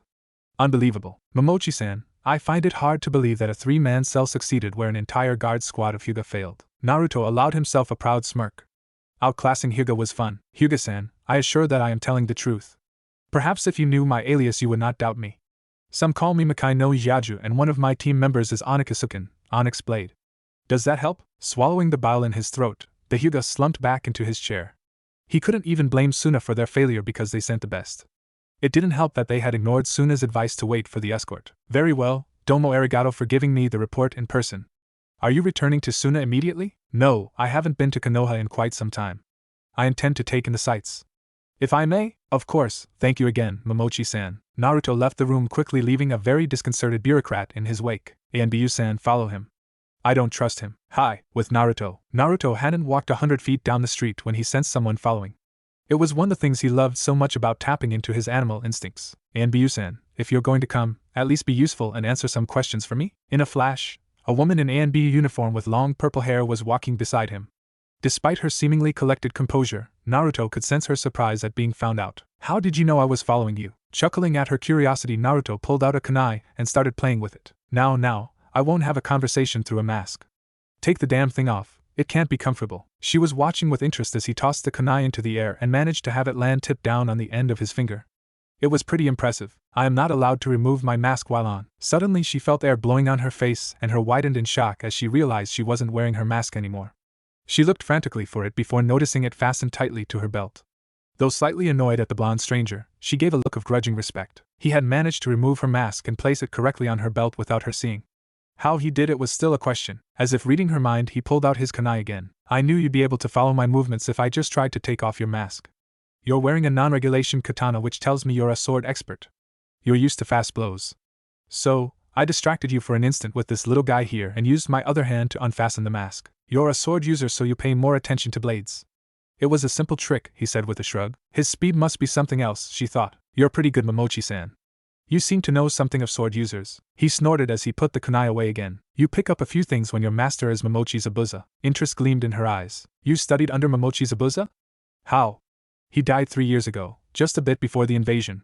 He had an apprentice then, but well, if the reports are accurate, you're not androgynous to be him." A somewhat wistful expression fell over his features as if remembering some fond memory. "Yeah, that was Haku. For the short time I knew him, he was a friend." He shook his head as if clearing his mind. Zabuza didn't die 3 years ago. He survived the battle that you're talking about and we met up after that. He took me in, trained me, and when he died, made me his heir. I gave Kubikiri Hocho to my partner Gaara. You've probably heard of him, Onikusuken? Do you just attract swords masters or something? That's gotta be some kind of record. I don't know, but they're dead useful, that's for sure. Not to be rude, but what's your name, Anbu-san? She paused for a second. She wasn't supposed to tell anyone her name in connection to Anbu. Then again, she wasn't supposed to take off her mask either. Yugago, Yuzuki Yugago. Pleased to meet you, Yugago.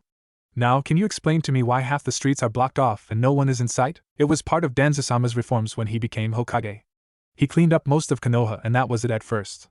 In the past 2 years, though, people tend to stay off the streets because they fear being arrested. The Hyuga are a little overzealous in their policing duties. Alarm bells went off in Naruto's head. The Hyuga took over the Uchiha police department? Yeah, they were well suited to it because of the range of their eyes. However, they completely ignore the privacy of other people. It's one of the reasons the streets are blocked off. Some districts tried to keep the Hyuga out. It's not as nice in there as it is out here in the rich district, but it is a little more protected. They walked in silence for a while as Naruto thought over this new information. Escape with Kiba would be difficult if the Hyuga were policing the streets. Whoever gave them that amount of power was an idiot. Hyuga were too ambitious. To give them a job with that much leeway was stupid. After a few minutes of following Naruto, Yugago noticed that the only thing in the direction they were headed was the shinobi cemetery. Her semi-good mood evaporated quickly. Naruto-san, why are we headed to the cemetery? Only Konoha shinobi are buried here. My parents are buried here, he said in a very quiet voice. I grew up an orphan, but I found out who my parents were a few years ago. This is the first time I've had a chance to pay my respects. Despite the flood of questions she wanted to ask about his parents, she instantly shut them out. That would be incredibly disrespectful. I see. I'll just leave you alone with your family. She turned to leave, but he quickly reached out and snatched her wrist. Stay. I'm not the only one who has someone to mourn here. Shock showed all over her face. That katana wasn't made for you. The grip is too long. It had to belong to someone else first, and you flinched when you realized where we were heading. Who was it? Father? Brother? By this point they had reached the monument to fallen shinobi and a faint tear made its way down her face. She reached out and traced over a name, Gecko Hate, and my fiancé. He was killed during the invasion 3 years ago. He was killed by their current Kazekage.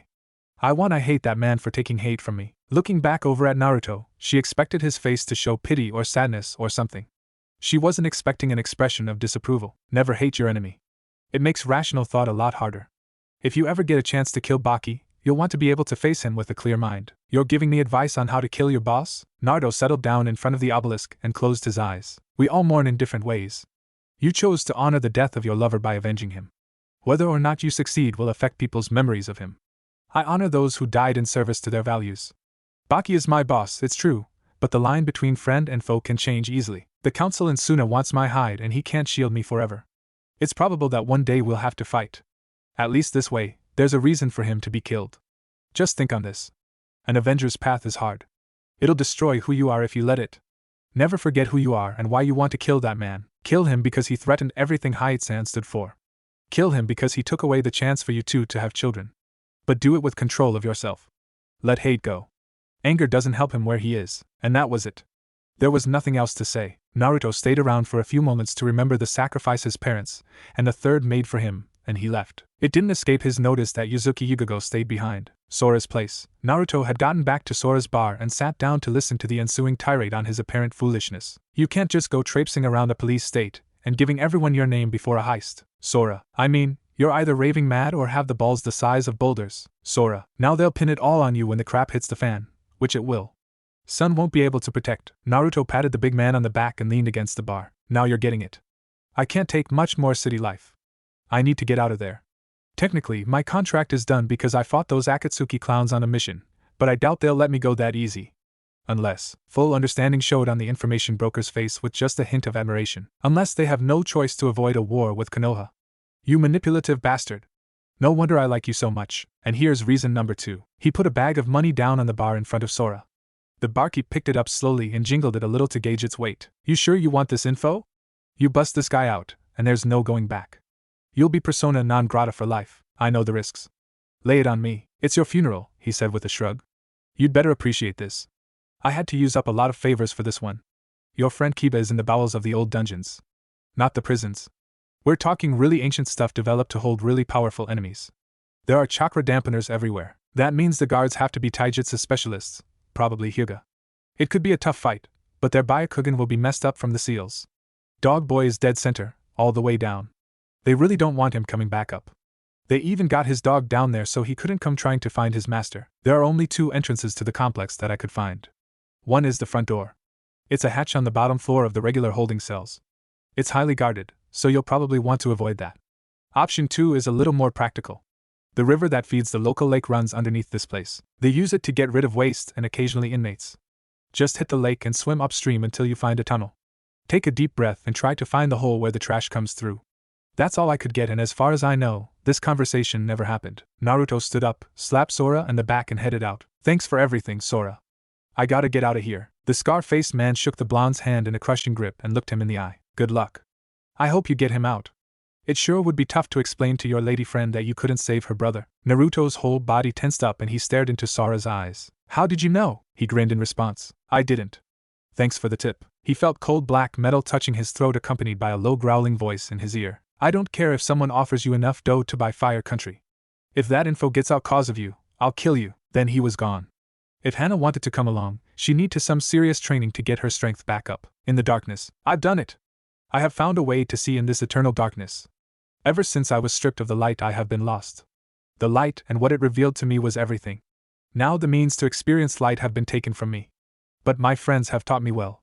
Now I will be of use to the one who saves me. I do not stumble in the oppressive blanket of black anymore. It is now my cloak and my guardian. It is all thanks to my friends.